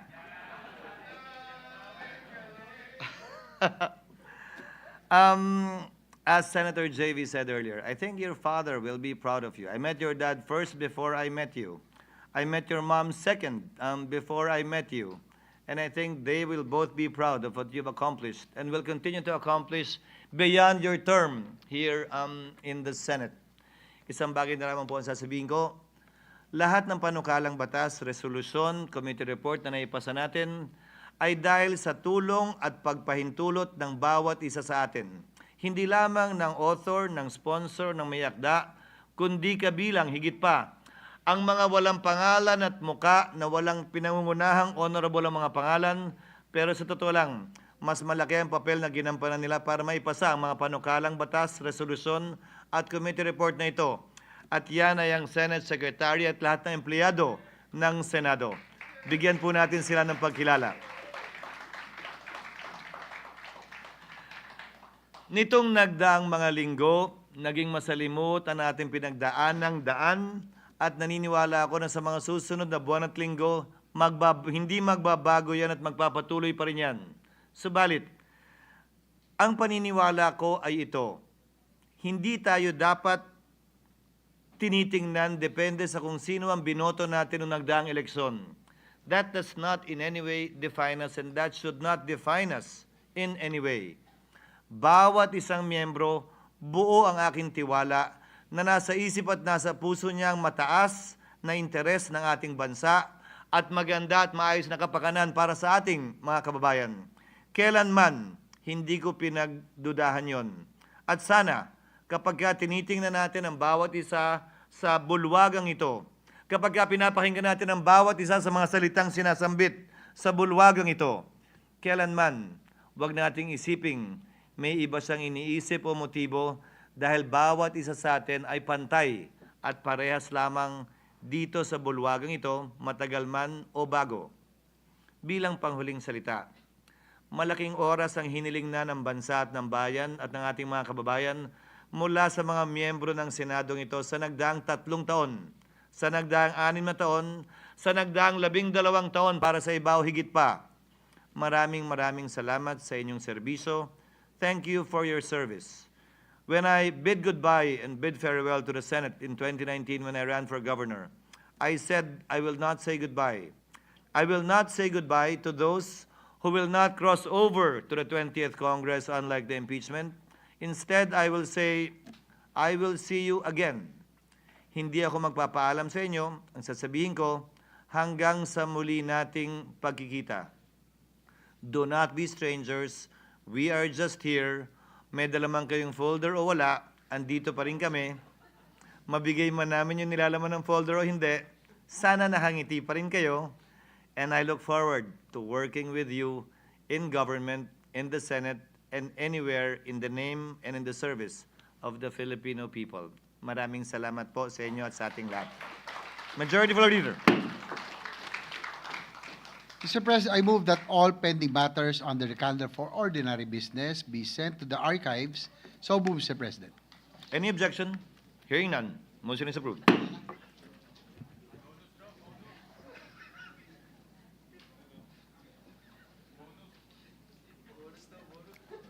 Huh? Mr. President, I move that the third regular session of the 19th Congress of the Philippines on the part of the Senate be adjourned sine die.